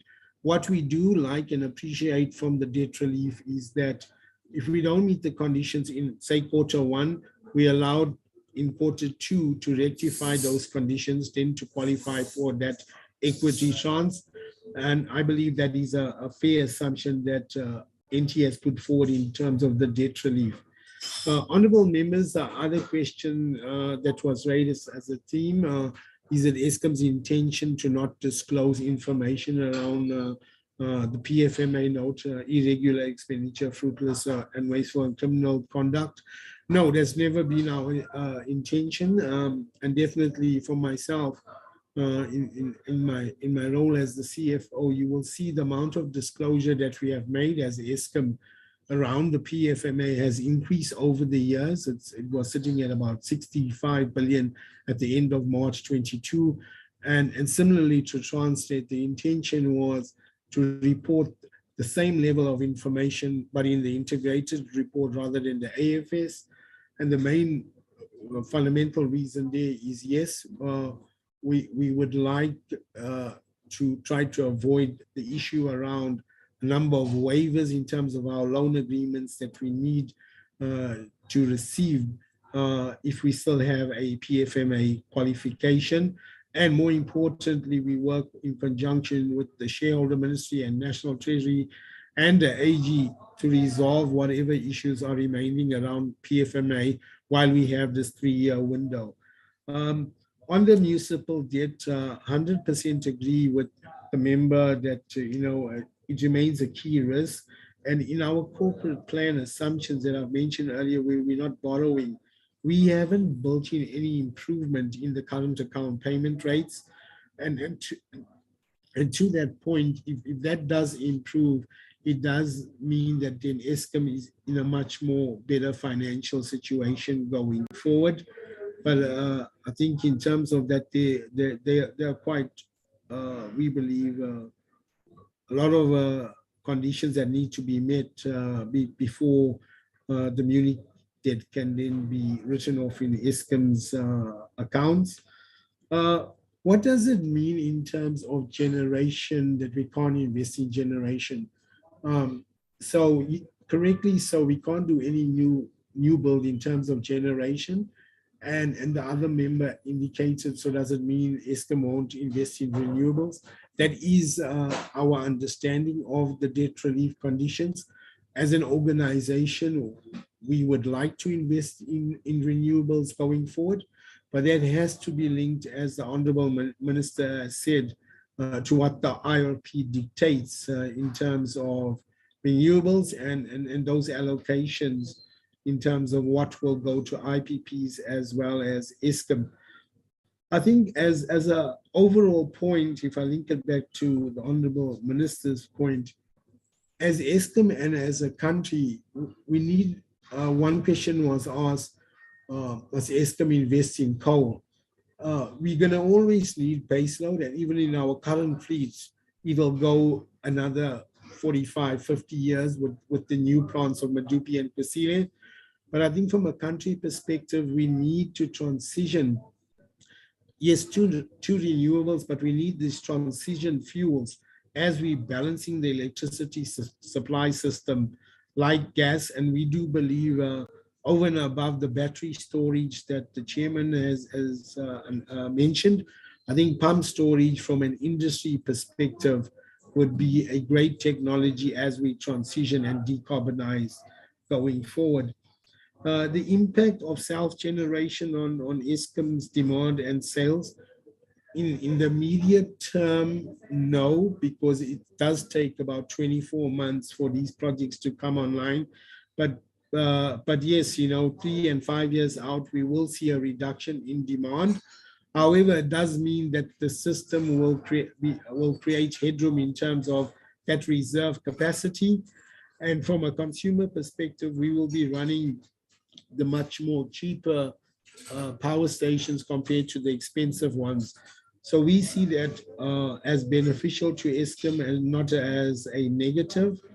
With regard to state of disaster, and has it impacted on the load shedding? I think the one positive, it's allowed us to proceed with the recovery of the temporary stacks at Kusile 1, 2, and 3. And that is key for Eskom to get those units back in producing to the grid by the end of December. That's 2,000 megawatts. The state of disaster, after it was completed or had expired, did not directly impact on load shedding. The load shedding is linked to the unreliability of our plants and the unpredictability. And as the chair said, Becky will elaborate a bit more. I think the key here, Honorable Chairperson, is that Eskom must strive to keep our UCRF, the unplanned outages and the breakdowns to 15,000 megawatts and less. And then we will see that improvement in terms of the intensity and the frequency of load shedding. If I'll ask Martin to speak about the freeing up of cash. From our perspective, the debt relief says focus on the networks as well. And we know in the previous bid windows, transmission capacity and in areas where the grid was constrained, it's important to increase that capacity as soon as possible. So in the future, generation will not only be the issue contributing to load shedding, our inability to allow IPPs to be connected because of the transmission constraints is key as a country that we need to resolve. We believe that Eskom must focus on turning around the performance of its generation fleet. And this debt relief allows for those outages, CapEx to be released in advance, which is an extremely positive impact. And I'm confident that with Becky's leadership and supported by the board, we will see that turnaround happen. But I must also acknowledge it's going to take some time. It's still going to be a difficult 12 months ahead of us. Chairperson, I think I've covered quite a bit of themes. I'm going to ask Martin to pick up the free cash flows and any other issues that I may have missed out, and then we can hand over to Becky to elaborate a bit more on generation. Thank you, Honorable Chair. Thank you, Caleb, and good morning to the Honourable Minister. I will try and deal with some of the questions that has been raised. The issue is that in the past, Eskom's cash from operations, in other words, that is when you have all your revenue and you deduct your operating expenses, the cash from operations was not sufficient to service Eskom's debt. Therefore, what happened is you keep on actually borrowing money so that you can service your debt, and at the same time you have to borrow money so that you can roll out your capital program. So what is going to happen now, because the debt servicing will be coming from National Treasury, Eskom's cash from operations will now be freed up so that we can use the cash from operations for the capital program. Now I must make it clear that the capital program, we will invest money into transmission. And when we talk about investment, it actually really means that what we need to do is, besides strengthening the network, we also need to start expanding the network. And then also in distribution environment, exactly the same. And then we will allocate money to generation for the existing fleet, so that from the allocation that we've done, that they can actually do the necessary outages, they can do the work to comply with environmental legislation, and also in Medupi, we will continue with the conversion of the FGD plant.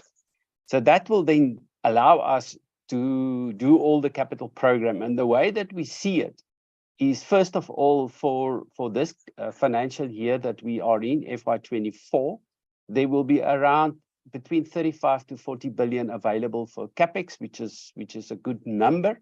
And then it will actually build up slightly over the 5-year period. And by the end of the 5-year period, we will most probably can end up with around about 55 billion rand worth of CapEx, which will allow us then to, as Caleb has said, deal with some of the challenges that we've got. Chair, I have also looked at specifically around some of the questions that was raised, very detailed questions. The one question that was raised regarding the hedge fund by Mr. Tobias. The hedge funding, what we will do with that, because we hedge the exposures, what we will do is we will use the hedge funding specifically around the debt relief itself, so that we can make sure that we use it only for debt relief. Then the other question that has been raised was a question around what will happen with the unbundling. So what happens with the unbundling, and let's look at transmission specifically. When we started allocating the loans that we have, our total debt, to the three entities being generation, transmission, and distribution, and it was all an internal allocation of the debt. If any, and we will continue with that process with the unbundling as well. If it is that any of the debt that will be settled relates to transmission, we will make sure that the benefit flow through to transmission so that they can get the benefit. The question that has been raised around the issuing of shares and the way that it will work, once we receive the loan, we submit our compliance report. If the minister is comfortable, the minister will then give instruction. And what Eskom will then do is issue shares to the government. So the government, being the shareholder of Eskom, will then receive the equity. Now, the question that was raised is how will this strengthen Eskom's balance sheet? What will happen is, on the one side, you will reduce the debt, but on the other side, you will increase your equity. So therefore, your balance sheet over a period of time will definitely strengthen. I just want to check if we've covered everything. I think we've covered everything. Thank you. Thank you, Caleb. Chair, Honorable Chair, I'll just ask Becky to elaborate on the important question, what does this debt relief mean to generation and addressing the load shedding? Chair, if you allow Becky, thanks. Thank you, Caleb. Good morning, Honorable Chair, Honorable members, Honorable Minister, and Chair of Eskom Board and board members that are here as well. Chair, in terms of the debt reliefs, I think it has done us a great deal of positiveness as well, because the members will recall that for a number of years now, we have been complaining that we cannot plan appropriately on time for major general overhauls of our machines, because sometimes the money was coming in, as it becomes available, which made it the planning very difficult, and then hence the execution as well. So now, Chair, I'm quite pleased to report to the members that the board have already given us the journey for the next 3 years. So, which means now we can plan for all the upcoming major outages that we need to do. So the ball is now in our court as the generation team. And I must say, I've already, since I've joined a week or 2 weeks ago now, I've already set up the team that their job is really going to be just on planning for the next 36 months, so that while we're busy with the current crisis, we don't take our eyes off the future impact. And that team there, it will not only involve the generation people, I must say as well that through the structures that government have set it up, there is some industry aspect that they have made available to us to support, and I will be roping them in as part of those teams just to also assist me to stress the plans that are there in place, to say from a planning point of view and readiness for execution, we are not going to be repeating the same things that we've been doing over the years. So from that perspective, Honorable Chair and members, I think this relief has done us a great deal of relief. I think, Caleb, also, if I may just touch on this to say, how does this help us as well to deal with the issues that we are currently facing with load shedding? I think the current load shedding where we are, let me classify it in twofold. There is an immediate issue now from, say, for the next 6 months, which is critical to say, how do we go through this winter?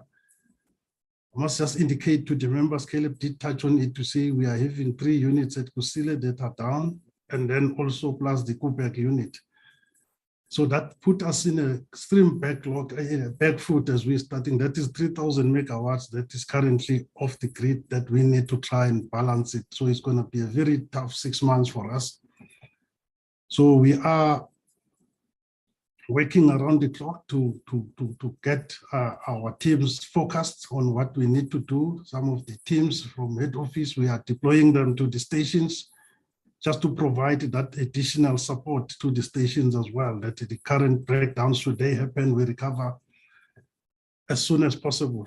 And I must also, I just want to also report to the committee that through the government interventions and also to board, we are receiving support from the industry within the country that have also come us to say, what do we need? So I'm currently finalizing that. I should be sharing with them on Friday, and then so that they can provide specific support based on our needs. So there is speed on that. And then apart from that, we have already got some of our key suppliers of our equipment, especially in the turbine space, generators, and also the boilers.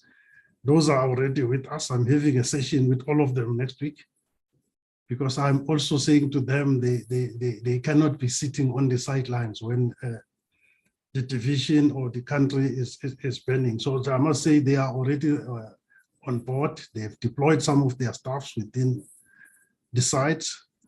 So we are working very hard to turn it around, but it's going to be a very tough this with all those 3 big units not being around, because what it means then, we are starting with a very low reserve. The system operator does not have enough reserve. So every time you lose a machine or 2, then the load shedding need to be changed. So that's one thing that we are trying to work on hard. I think the chair of the board have highlighted that they've given us the target for the achieved for this year by end of March of 65% for this year, and then the following year we will of 70 as well. That's what we are working on in terms of the recovery of the generation fleet, Honorable Chair.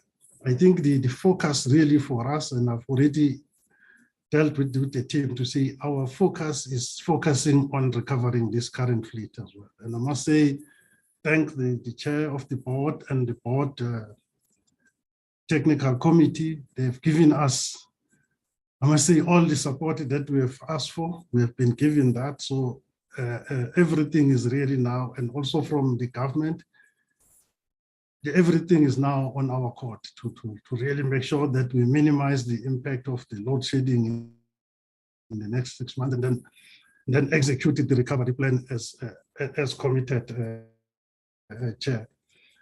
Chair have also touched on, that is an Eskom board chair, that we have got our own subsidiary company, which is Eskom Rotec Industry, and that's where I was as well. Then this subsidiary chairperson, it's responsible for the maintenance of all our generators and generation fleet and turbines. So there, I think the other thing that used to be a problem was because we need to refurbish some of the spares as they come when the capex is not made available on time.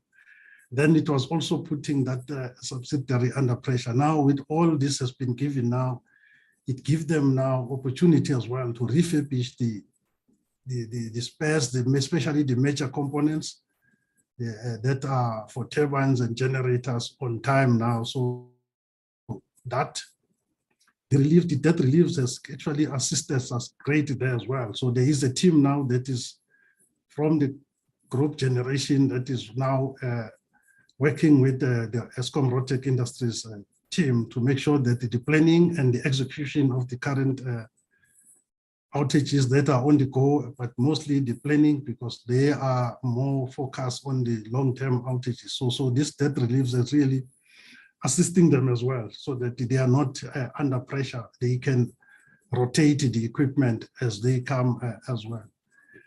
And then, Chair, last thing that is part of this recovery, and also the discussion that I will be having with our key suppliers next week, is this issue of to say, it's one thing to say we are getting the outages as well. And that's what is also I'm going to be engaging with the industry that is supporting to say, but I think the duration that we take, we need to review that, because if we're going to take like 7 months working on one unit, like it has happened, for an example, at Quebec, it takes a space for the other machine. So we need to find out what can we reduce that to 6 months, 5 months, and still execute everything safely and all of those things. But those are the discussions that we are having now, that I'm looking at all the plans that we have, understanding as well to say, the units that are above 100 days on maintenance, can we plan them better?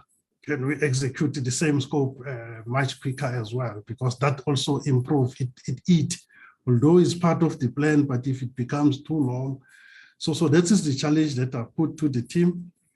And I'm also going to be using the industry expert that is coming to assist us to also just assist to look at that, to say how much can we save. Even if you save a week in one plant, by the time we get into the whole fleet, we would have saved 2 months. So those are the issues that we are currently dealing with. I must just indicate that from where I'm sitting now, I must really, I do not have any complaints or blames or pushing to anyone now. I think the government, the ministers, and also the board have given us what we are looking for.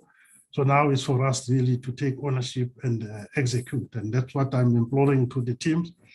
Lastly, Chair, on this journey, as well as we recover, one of the key things that I picked up that we might have missed as well is our people. So we are engaging, I'm engaging with all our organized labor as well tomorrow, because I believe that without them also fully committing to this recovery, we will not gonna win. And I just want also to indicate to the committee that we still got a lot of our good people within the generation fleet that are here. I think there's some levels of belief that is low, but I think we are working with that. We need to get our people behind us. So I've spoken to all the generation leadership last week. We are talking again this evening, just to make sure that we are all marching together through this challenge. It's going to be the very challenging winter outlook and the early days of the summer, Chair. I need to indicate that to the board, but I'm confident that with all the support that we've been given and the team that is here, I think we will be able to minimize and focus on getting the recovery as was outlined by the chair.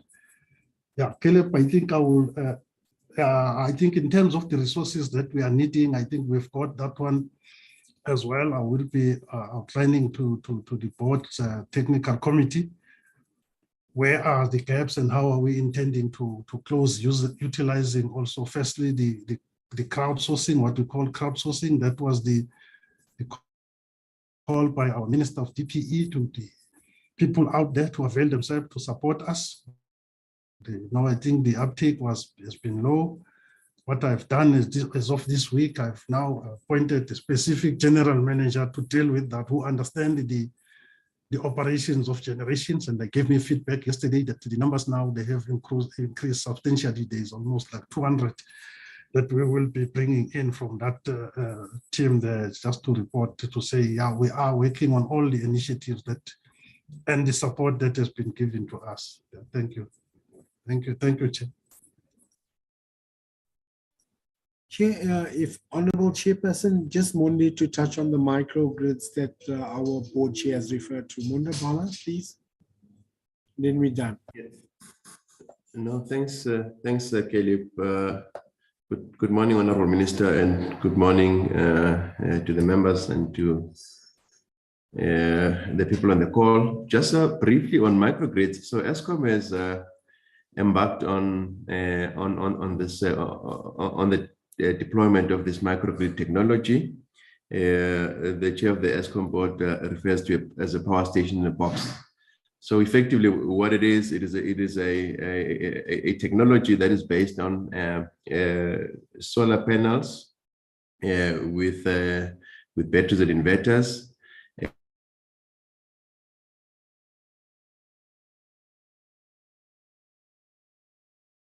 We've lost you, Monday. My apologies. Yeah, can you hear me now? Yes, we lost you when you were speaking about the power station in a box, and then you went quiet. Oh, okay. My apologies, Chair. Yeah. So yes, we have deployed this technology. We started in the Northern Cape in two places. One in Swartopsdam, where we powered 39 homesteads, and also in Nonaput, where we are powering 151 households. We further deployed another 16 of these microgrids. So effectively, we have taken the decision to manufacture 100 of these units for the deployment in this financial year. We finalizing our conversations with the DMRE for a full rollout of this 100 as part of the electrification program. Again, the target is to make sure that the far-flung areas that are far from the grid actually do have electricity by being connected on these microgrids. We are also in conversation with the Department of Health to mitigate against load shedding utilizing the same technology. So, Chair, yeah, I think in summary that is the brief on the microgrids. Thank you.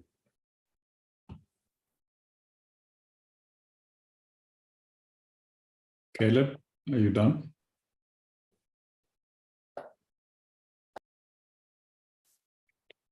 Thank you very much, Caleb, and the executive colleagues. Firstly, Honorable Chair, let me convey our colleague, Ms. Ramano's apology. She has had to join another meeting at 11.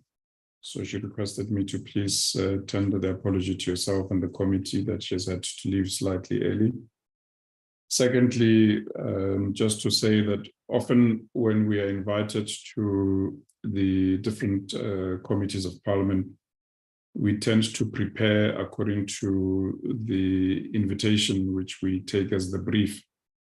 And perhaps it may well be that maybe we prepared too narrowly with our 6 slides, and we apologize for that. But certainly we would want to be given an opportunity where you may feel that there are still areas where you would have preferred us to go a little in depth and comprehensive, that perhaps we be afforded then to revert back in depth and in writing where it's applicable. But perhaps with your permission, Honorable Chair, may I then hand back to our Minister, Minister Gordon, and request the Honorable Minister then, as he indicated, to perhaps do a bit of a wrap up, fill gaps where we may have left key items out that he's able to deal with and contextualize further. And perhaps then through the Honorable Minister, hand back to you, Honorable Chair. Thank you very much.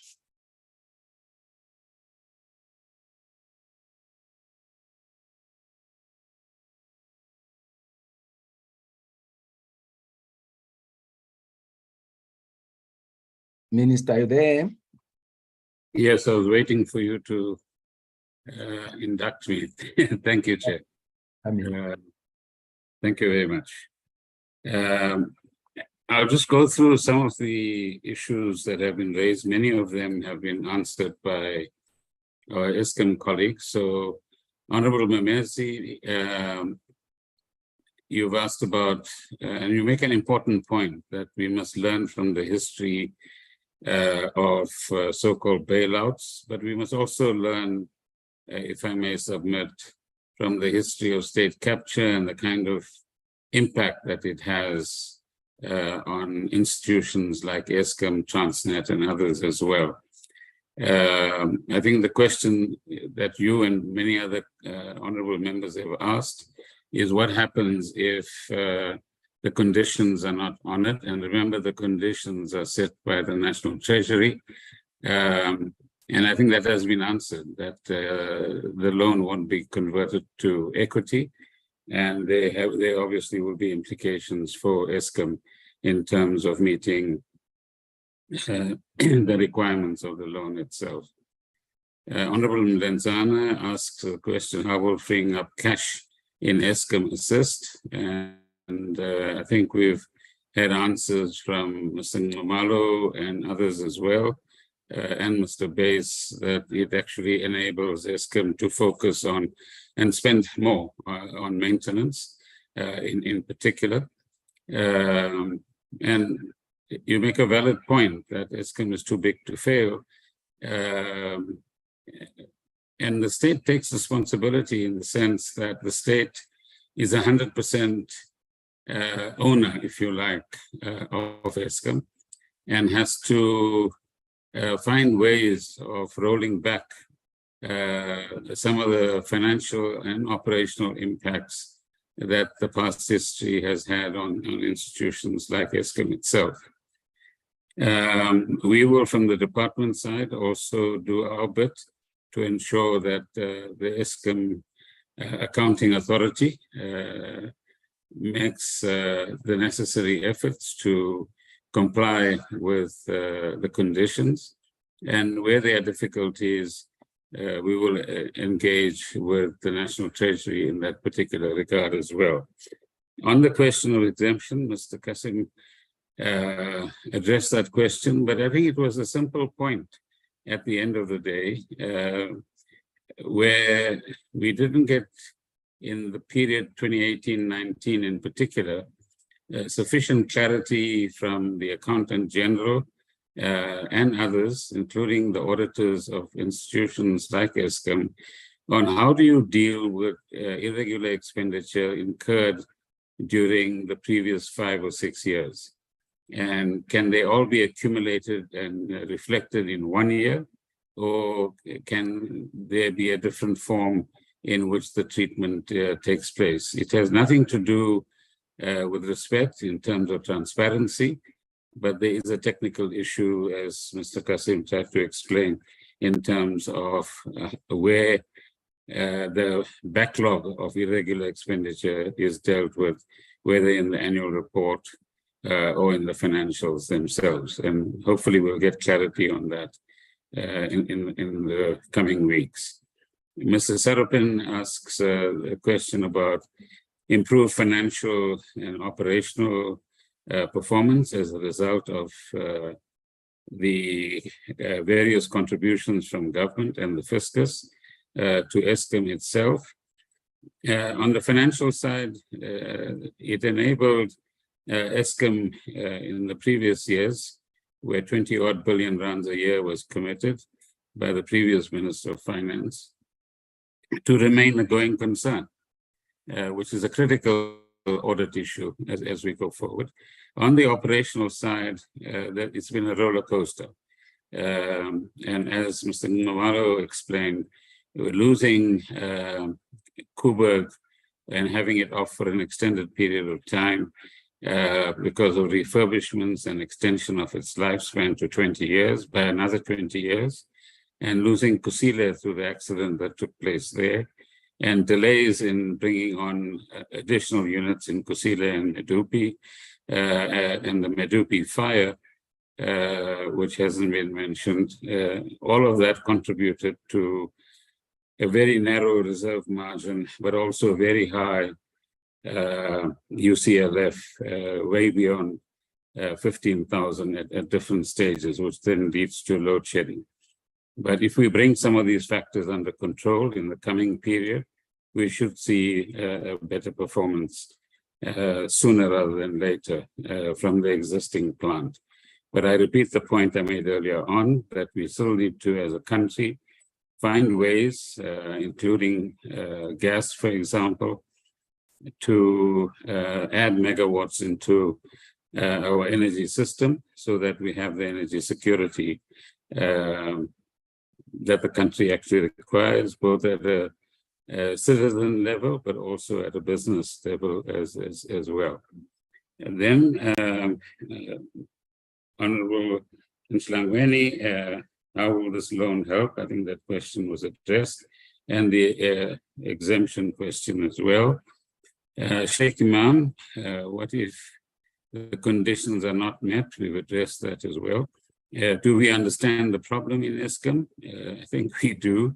But we do need, as you point out, to keep a balance between coal and a move towards addressing the climate change issues that the planet as a whole is confronted with. And you ask a simple question to which there's an equally simple answer, where you say that Korea and China and others are building coal-powered stations. The question is, who would lend government anything up to 100 billion rands to build another coal-powered station? All the banks in South Africa and elsewhere in the world have indicated that they will not contribute to any new coal-powered station being built. And we don't have the capital on our side. So I think as a country, we still need to make the adjustments that are necessary in order, as was pointed out by Mr. Kassim, that coal will still be a factor 40 years down the line in Kusile and Medupi. But at the same time, we need to reduce emissions that are negative in respect of the health of the population, but also reduce our carbon footprint as a global responsibility that we have. The question is, how do we map a path that would take us in terms of the nationally declared contribution? And many countries have had to adjust their paths because of the war in Europe and many other factors as well. And South Africa, I imagine, will have to do the same in that particular regard. So I think these are all going to be carefully factored in by government as we go forward.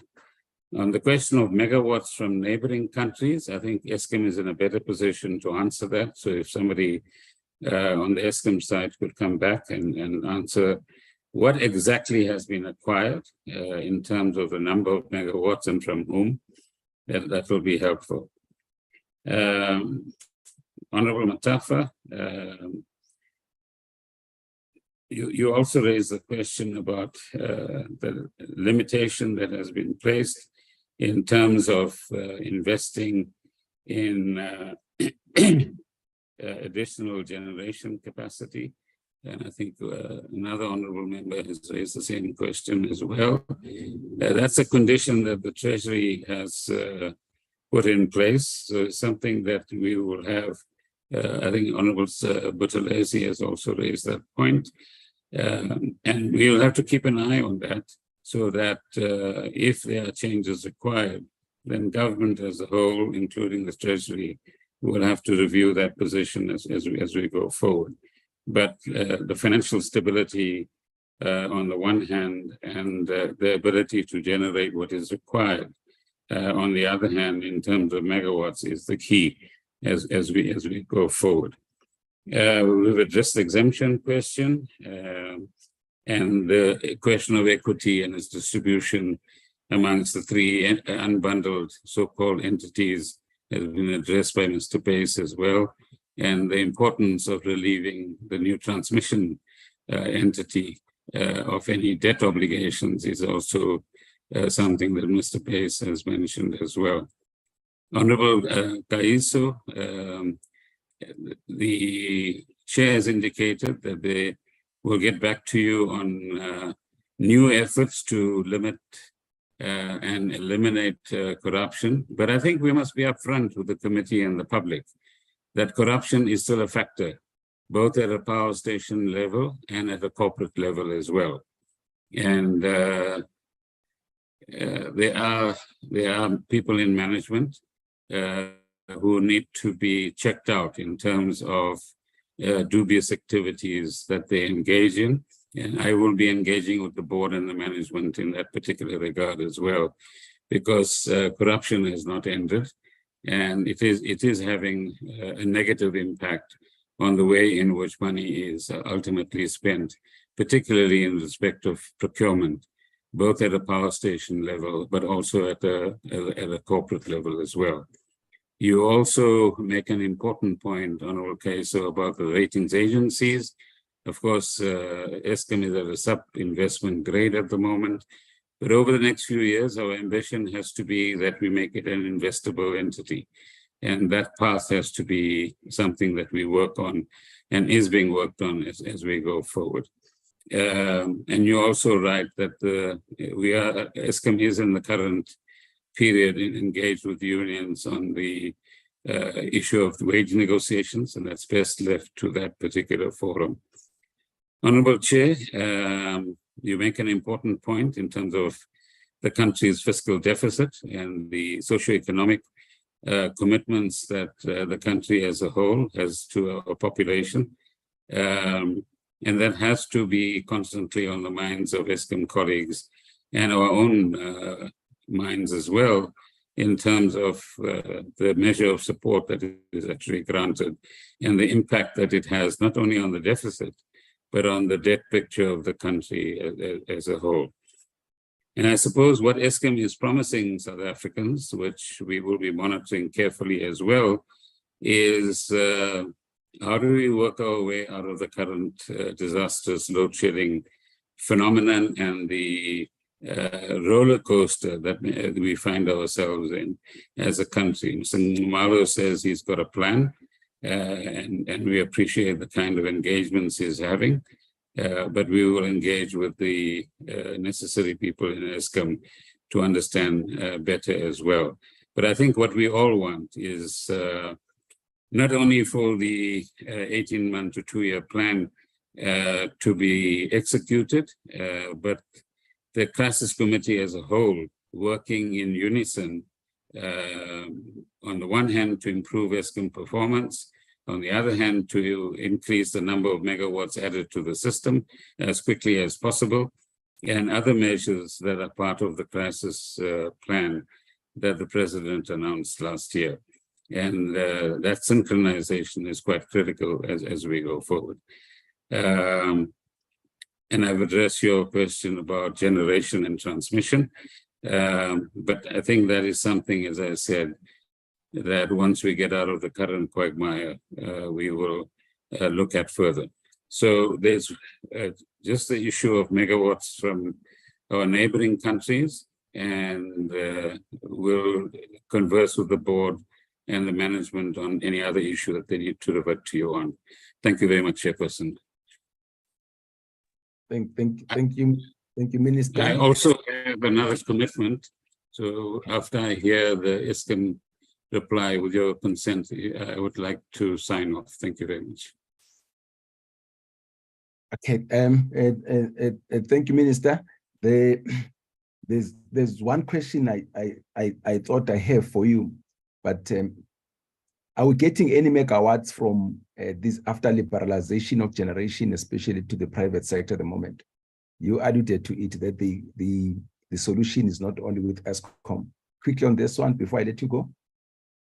Yeah, no, there are, if you like, megawatts coming in from the renewables that are already in place. The challenge is, and I don't think we have that slide here at the moment, that the sun only shines between certain hours, for example, or the wind will blow when it wants to blow. And so in the absence of battery storage, you cannot use that number of megawatts that is generated through solar and wind when the peak moments come, which is early in the morning and later in the evening. So I think you need a composite solution, which is extending the renewables, but also utilizing gas as a step down from coal on the one hand, and on the other hand, the storage capacity, which then enables the usage of renewables. And we were also told about pump storage, but there's a project that Eskom has in mind, but that will take another 5 or 6 years to realize. But pump storage plays an important part, as does the use of diesel, as you know, Chairperson, as far as the OCGTs are concerned during peak hours. So it's all of these factors that have to kick in. What is not often understood is that if you have 10,000 megawatts of renewables on the system, at any particular point in time when it's available, about a third or less is actually utilizable. But again, Mr. Ngumalo might want to come in if he has that detailed information. So not all 10,000 is usable at any given stage. Thank you, Minister. I think we can release you.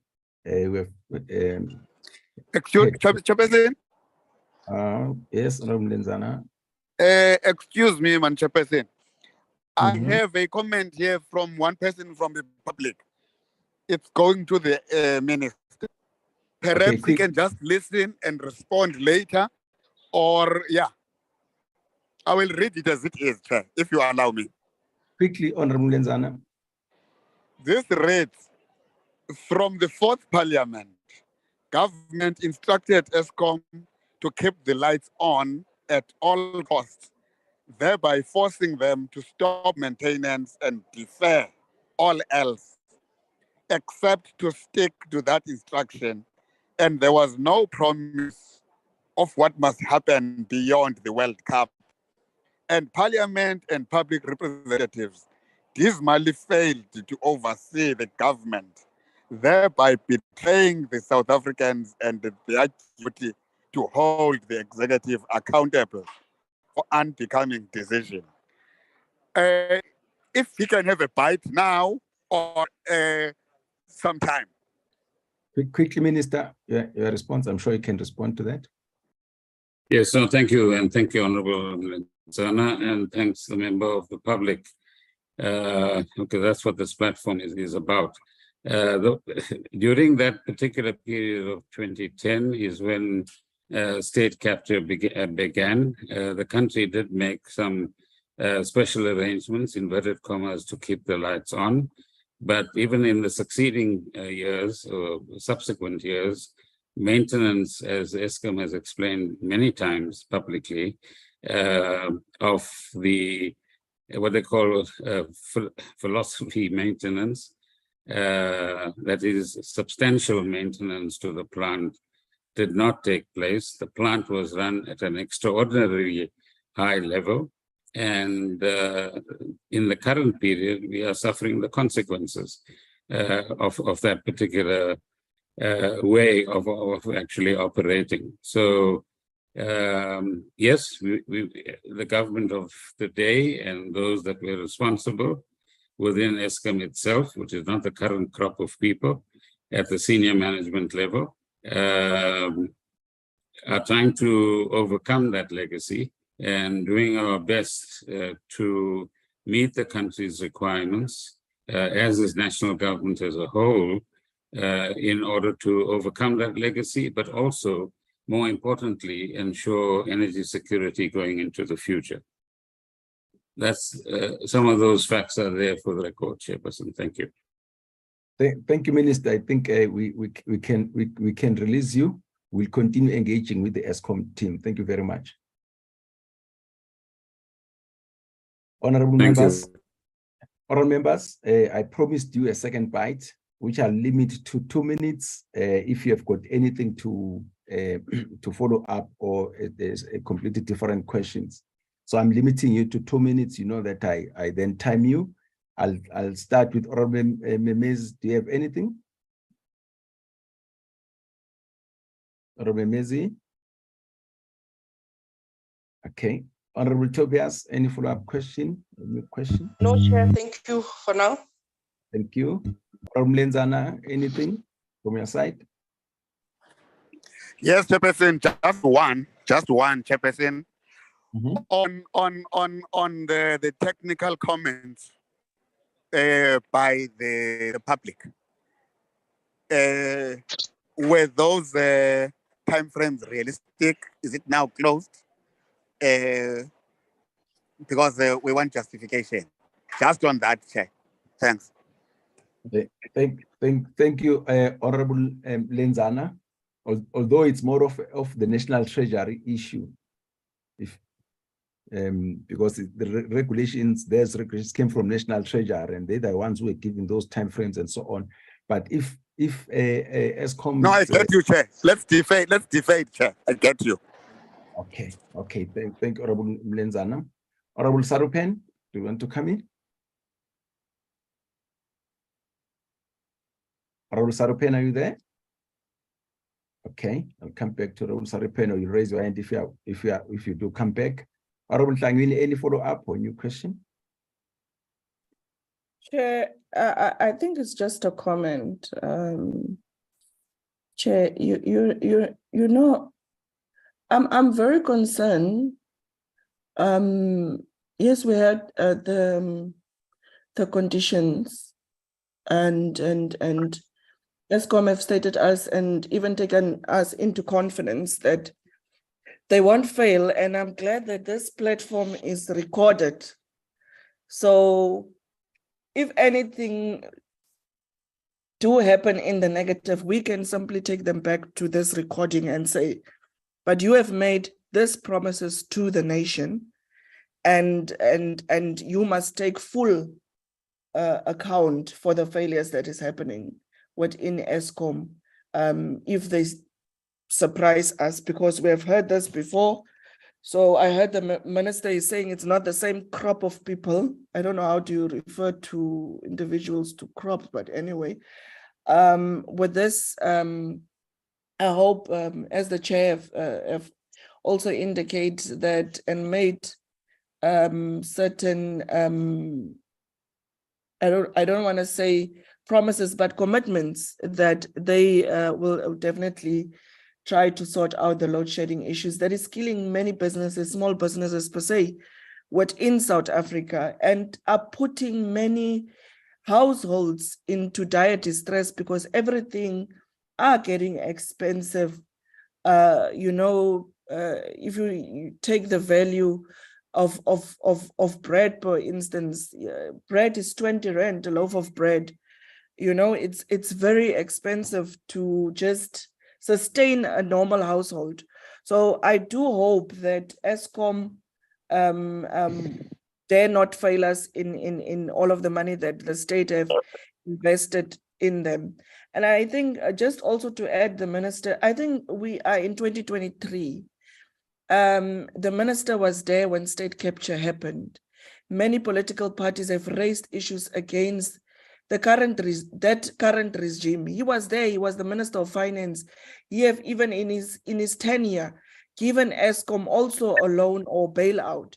So to constantly raise that, it's old news. Like, we are dealing with that. We can't forever and ever hear about whenever we want to make a move on settling and fixing Eskom. You are forever stated out to state capture. He was there during the tenure of state capture. It's not like, for instance, they are swearing in Natasha today as the Minister of Enterprise, and I was not there. He was there.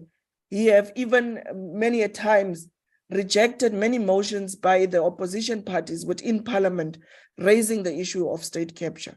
So please, we must not play like that with the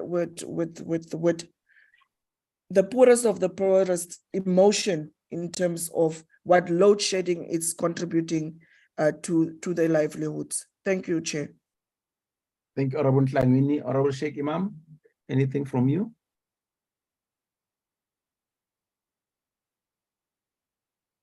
Honorable Matafa? Nothing from me, Chair. Thank you very much. Thank you. Honorable Gaiso?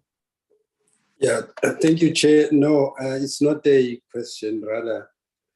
I just want to, I made a reference to Mr. Makwana as a doctor, so I was too ambitious. But I think he will live up to that challenge. Thank you very much. Thank you so much, honorable members. Let me quickly also come to my questions.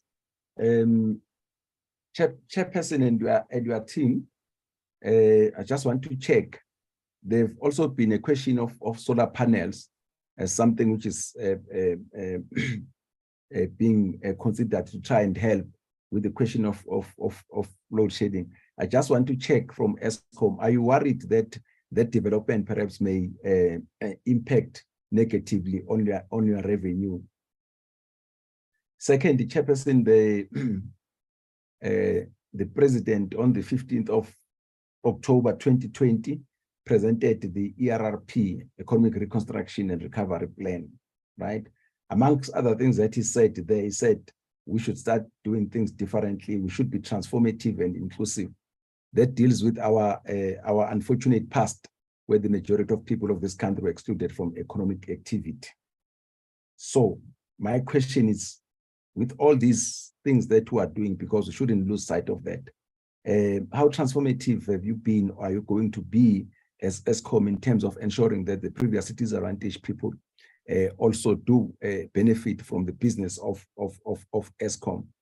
Because unfortunately, what is out there, and we should not allow it, Black business has been equated to corruption, and we definitely are not going to agree with that. We hold the view that corruption knows no color. But again, the question of inclusivity, it's a must in the context of South Africa. So I'm just saying that, and you must also be talking to your initiatives on localization. What exactly are you doing in that regard? Yeah, I think that's those will be my two quick questions. Chairperson, back to you. Quickly address those things. Not, I'm sure they're very short. Yeah, please come in. Honorable Chair, honorable members, firstly, thank you very much for the various comments that apply to us as Eskom. We certainly heed the advice that comes with some of the comments. I'm going to request you, Caleb, to help us field the questions succinctly and directly. The first one the Minister asked that we deal with is megawatts from neighboring countries, and the two questions raised by the chair of the committee on how, I guess, solar panels, IPPs do or don't impact either way on our revenue. And maybe high level, we can speak to our broad-based B procurement plan and the like. Over to you, Caleb, and executives. Thanks, Chair. I'll ask Martin to address these questions, please. I think that just quickly on the revenue on IPPs and solar does impact. Load shedding does obviously result in some loss in revenue, but Martin can elaborate. Thanks, Chair. Thanks, Caleb. I'll try and deal with the issues. In terms of the neighboring countries, we have got one major contract, and that is with Cahora Bassa, that we import electricity from, and that is the biggest contract. Then we sometimes import electricity from the neighboring countries like Botswana and Zambia, but we import it when they are available. We are trying to enter into contracts with them for more firm power from them. That deals with it. I don't know if Sekhamotso or somebody is here that can provide more detail. Then on the solar panels, yes, it will definitely impact Eskom's revenue stream. But on the other hand as well, if it avoids us running expensive plant, that will actually help your bottom line at the end of the day. But we did take into account that over a long term, we will be able to, or we see a reduction in the revenue due to rooftop and other technical solutions as well. Yeah, thanks, Caleb. I think that dealt with all the questions except the question around the transformative approach. What are we doing around there? And there's a lot of things, and Mondi spoke to it about the microgrids, and there's a lot of other things that Eskom is also doing to assist the previous disadvantaged. Thanks, Chair.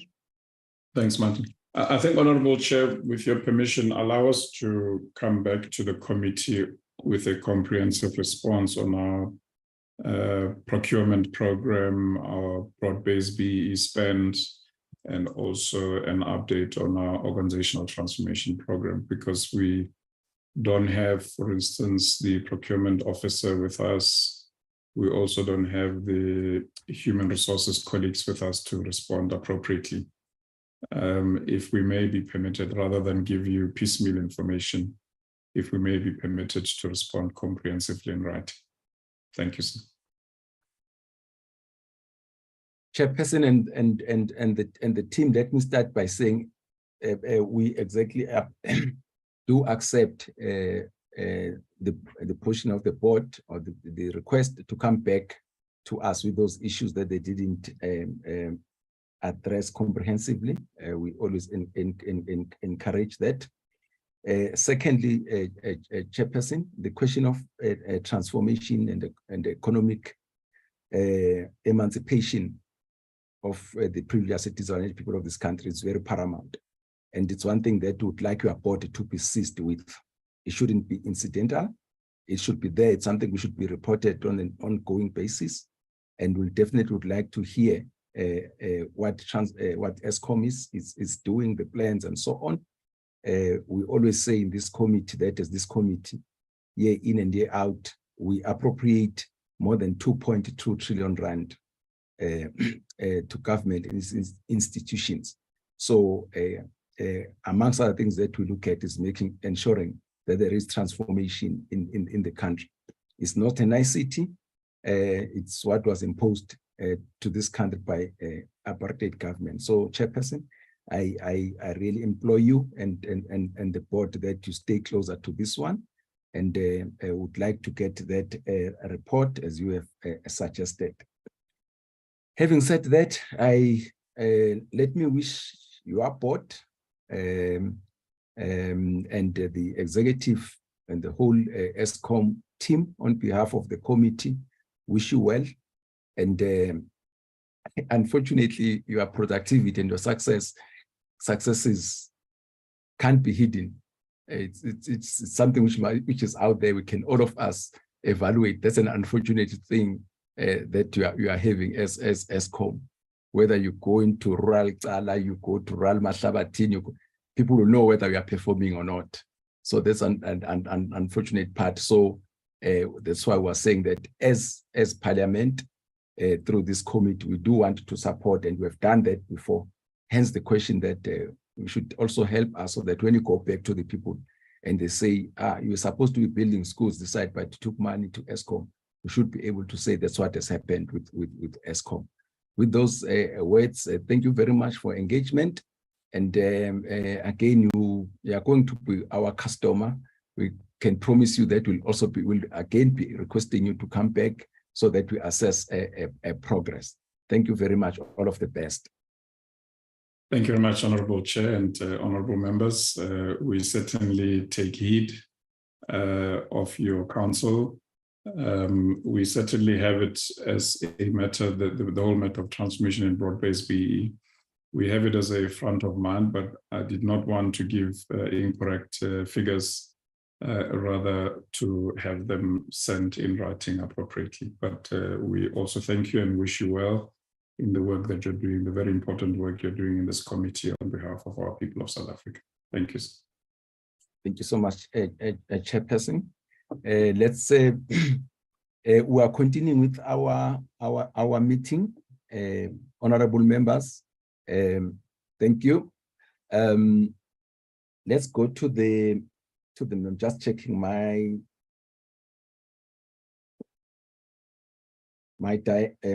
agenda. We're going to look at the minutes which were sent to us. The minutes of the 18th and the 19th of April 2023. So members, that's agenda item number 5. Can we go to the minutes of the 18th of April 2023? As I said, they were distributed to us. Do I have a mover for the adoption? Matafa moves, Chair. Or Matafa Lenzana seconds. Lenzana seconding. The minutes of the 18th of April 2023 are duly adopted. Minutes of the 19th of April. Chairperson, sorry, yes. I'm not sure whether I made a mistake on the agenda, but we are supposed to be adopting the minutes dated 20 April. Am I no, I'm incorrect. No. Sorry, Chair. Carry on. Sorry.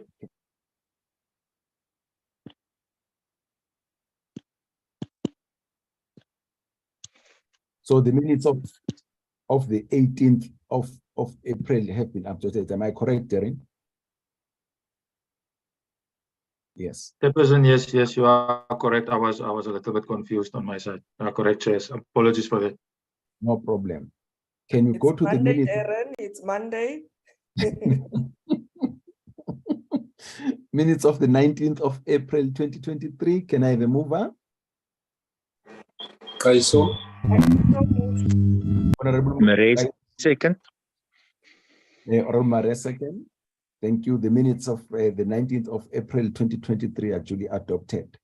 Thank you, all members. That takes care of agenda item number 5. Can we go to agenda item number 6? From you, Darren, do you have any announcements you would like to make? Chairperson, yes, we've got our public hearings tomorrow morning. It's starting at 9 on the Eskom debt relief bill. We received submissions from the Minerals Council South Africa, Nedbank, COSATU, and we also received individual submission from Mr. Cronin. Also, Chairperson, there's a Dear South Africa ran a poll on their website, and I received 9,194 submissions. But the CEO for that NGO is also going to make a presentation on the outcomes of that poll tomorrow morning, Chair. That's it. Thank you. Okay, that's fine. I think we are having quite a number of them, but I'll talk to you about that. Yeah, thank you for those announcements, honorable members. Can we then yes, go to agenda item number 7, which is the last agenda item. And just to thank you, honorable members, for the engagement and the incisive questions that you raised, both with the minister and with the Eskom team. Thank you very much. The meeting is adjourned. Let's meet tomorrow morning at 9. Thank you. Thanks, Chair. Especially for raising issues of transformation, Chair. Thanks, Chairperson. Thank you.